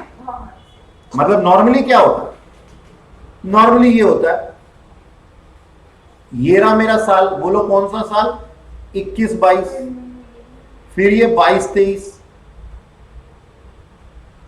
ये लास्ट ईयर देखो मेरा कितना था, 80 लाख। अच्छा, अब ये किस लिए चेक करने के लिए, सिर्फ ये चेक करने के लिए कि हाँ जी मेरी टर्नओवर जो थी 1.5 करोड़ से कम थी, और इस साल की मेरी टर्नओवर कितनी हुई है, मान लो 2 करोड़ लिख रहा हूं मैं, बहुत बेवकूफ हो गया, ठीक है जी, मान लो मेरी 50 लाख रुपए हुई। अब 50 लाख रुपए 1.5 करोड़ से कम है, पिछले साल ही 1.5 करोड़ नहीं थी, ठीक है जी। तो अच्छा, अब हम क्या करेंगे सर, इस 50 लाख के ऊपर, मतलब ये 1.5 करोड़ से कम होनी चाहिए, तो इस 50 लाख के ऊपर 1% अगर आप मैन्युफैक्चरर हो तो दे सकते हैं, अच्छा, चेक करना है इसको ओल्ड बिजनेस में, लेकिन अगर न्यू बिजनेस है तो इसको इधर लेकर के आएंगे ना 20 लाख तक, और फिर उसके ऊपर वाले के ऊपर कंपोजिशन स्कीम लगाएंगे। तो चाहे यहाँ पे जितना भी प्रॉफिट हुआ, हाँ, प्रॉफिट से कोई लेना देना नहीं है, सप्लाई के ऊपर टैक्स लगता है सर। ठीक है, जीएसटी इनकम टैक्स थोड़ी है, GST is tax on goods और सर्विसेज। 50 लाख का 1% in case of manufacturer, in case of trader कुछ और है। ठीक है, अब आ जाओ, ये देखो हमने इंक्लूजन और एक्सक्लूजन तो पढ़ ली। अब नहीं, ये नहीं करूंगा। अब जरा तुमने वो अभी पढ़ा, लो एक काम करो, ये लो एक बार फिर देखो, अच्छे से देखो, अच्छे से देखो इसको, और कोशिश करो याद करने की। सबसे पहले supply taxable, exempt, zero rated, तीनों, हर तरह की सप्लाई को इंक्लूड करो। ठीक है जी। स्टॉक ट्रांसफर को हाँ सर करो। 5वां पॉइंट, वो तो न्यू बिजनेस के लिए। एक्सक्लूड करो सारे टैक्सेस को, चाहे जीएसटी हो, एसजीएसटी हो, कोई भी हो, चाहे सेस हो। इनवर्ड सप्लाई, आरसीएम तो तुम्हारी लाइबिलिटी ही नहीं थी, उसको इंक्लूड कैसे कर सकते हो, भगाओ उसको। और फिर वैल्यू ऑफ एग्जम्प्ट सप्लाई, कौन सी वाली, जिसका की कंसीडरेशन इंटरेस्ट या डिस्काउंट है। एग्जम्प्ट सप्लाई सारी वाली नहीं, ये मत कर देना कहीं यहाँ पे ये देखो ऐड किया पहले फिर ये लेस किया, यहां से मजा ही आ गया, मजा ही आ गया। क्योंकि सर हम तो ना इसको भूल गए थे, इंटरेस्ट और डिस्काउंट को, पॉइंट को, हमें तो सिर्फ एग्जम्प्ट सप्लाई ही याद रह गया था। तो फिर तुमने क्या किया, एग्जम्प्ट को एक बार ऐड किया, एक बार लेस किया, बस। डिस्टिंक्ट पर्सन का मतलब होता है दीदी, एक ऐसा व्यक्ति, मैंने उस दिन भी बताया था, अभी थोड़ी देर पहले भी बताया, मेरा institute Diwakar Tanwar learning destination. अब क्या लगता है, मेरे को एक लैपटॉप की जरूरत तो होती होगी ना, बिल्कुल होती है। और यहां पे मेरा दिवाकर कंप्यूटर्स के नाम से मुंबई में, दिवाकर कंप्यूटर्स कहां पे रजिस्टर्ड है, पहले मेरे को ये बताना है। मुंबई मत बोलो, महाराष्ट्र बोलो, आगे आ नहीं रहा, ठीक है, महाराष्ट्र में। और दिवाकर तंवर लर्निंग डेस्टिनेशन दिल्ली में। ये एक स्टेट, ये एक स्टेट। अब यूनियन टेरिटरी मत बोलना, मान लो मैं यहां पे जयपुर लिख देता हूं, चलो, वरना तुम इसमें भी कंफ्यूज होगे। और जयपुर कहां पे सर, राजस्थान में। दो अलग अलग लोग हैं, लेकिन ओनर कौन है, ये दिवाकर बाबू, दिवाकर बाबू या दिवाकर सर। ओनरशिप यहां पे भी है, ओनरशिप यहां पे भी है। ये दोनों आपस में distinct person, Diwakar Tanwar learning destination और दिवाकर कंप्यूटर्स। क्यों, क्योंकि ये आपस में ना इनवॉइसेस के अंदर घपलेबाजी कर सकते हैं। अच्छा, तो रिलेटेड कब होंगे? क्या रिलेटेड और डिस्टिंक्ट पर्सन सेम ही, ठीक है। Casual taxable person is something else, जिसको कि हम बाद में देख लेंगे। अच्छा,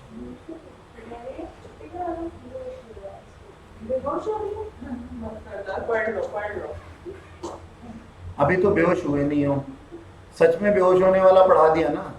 अभी तो बड़े मजे मजे में पढ़ा रहा हूँ मैं, बड़े प्यार से, तुम सोच भी नहीं सकते। एक क्वेश्चन बना के दे दूंगा, बेहोश हो रहे हैं,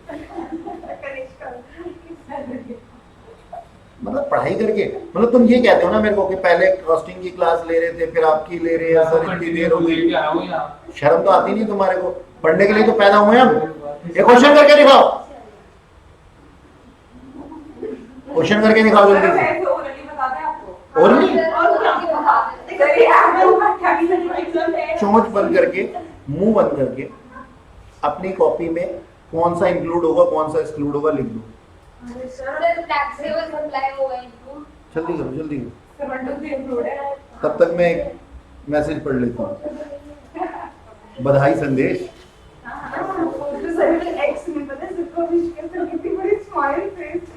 अभी भी कॉन्टैक्ट में बेकार की बातें मत करो, जल्दी से करो। लेकिन अपनी खुश है और है क्या?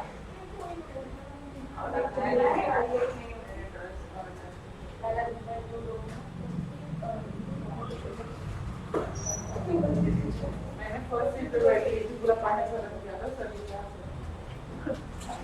ने देखा था मुझे गवाह है। डेटा सप्लाई देगा, फोर्थ नहीं आएगा, 9 भी नहीं आएगा। अबे कल है बिहार ब्रांच ब्रांच है। हो गया सर। हो गया हाँ सर? बताओ। पहला आएगा, दूसरा आएगा, तीसरा भी आएगा, चौथा नहीं आएगा। पहला आएगा, दूसरा आएगा, तीसरा आएगा, ठीक है जी। चौथा नहीं सर एक आएगा। बार चौथा बता दो। अरे वही है कंसिडरेशन मिल रहा है। हाँ आरसीएम बोलो, आएगा? नहीं नहीं आएगा। आएगा। आउटवर्ड सप्लाई है। नहीं आएगा। फिर भी पता नहीं मेरे को। फिर भी नहीं। वहाँ से इसको करंट मिल जाएगा ना? Outward supply. इसका तो मिलेगा ना। क्यों मिलेगा सर? आउटवर्ड है सर ने। आउटवर्ड है, जरा उसको पढ़ना। सर ने इन्वर्टर का मना किया था। ये देखो, इनवर्ट सप्लाई का। इनवर्ट सप्लाई था वो, जो एक्सक्लूड करना है। लेकिन अब मैंने कहा था ना तुम्हारे को ऐसी आधी अधूरी चीजें याद रहती हैं। इंटरस्टेट ब्रांच ट्रांसफर, तुम ना सिर्फ आरसीएम देखते हो, अरे पढ़ तो लो पूरा। सही बात है। सर बिल्कुल सच। ये आरसीएम नहीं आएगा। ये नहीं। ये इन्वर्टर। ब्रांच ट्रांसफर आएगा, आएगा। सीजीएसटी आएगा, नहीं आएगा। Yes. ऐसे ही ये नहीं, ये नहीं, ये और ये भी नहीं। हमारा भी यही निकला था। तुम्हारा भी यही आंसर निकला था? Yes,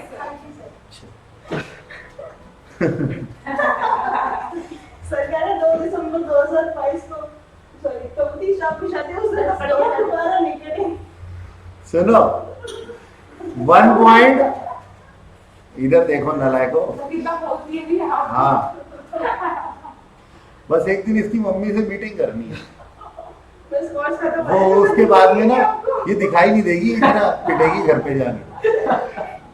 अच्छा सुनो, देखो ये लैग लिखा हुआ है, ये सीआर है। सर 165 लाख लिखने से बढ़िया 1,65,00,000 लिखना ज्यादा बढ़िया है, ठीक है ना? तो हाँ बोलो, देखो अब ना एग्रीगेट सप्लाई, एग्रीगेट टर्नओवर तो हमने कर ली, निकाल ली, लेकिन ये पर्सन जो है ना 1.5 करोड़ से ऊपर चला गया, तो भगाओ इसको 10 मंथ में से, और ये एलिजिबल है, इसको रख लो। ठीक है सर।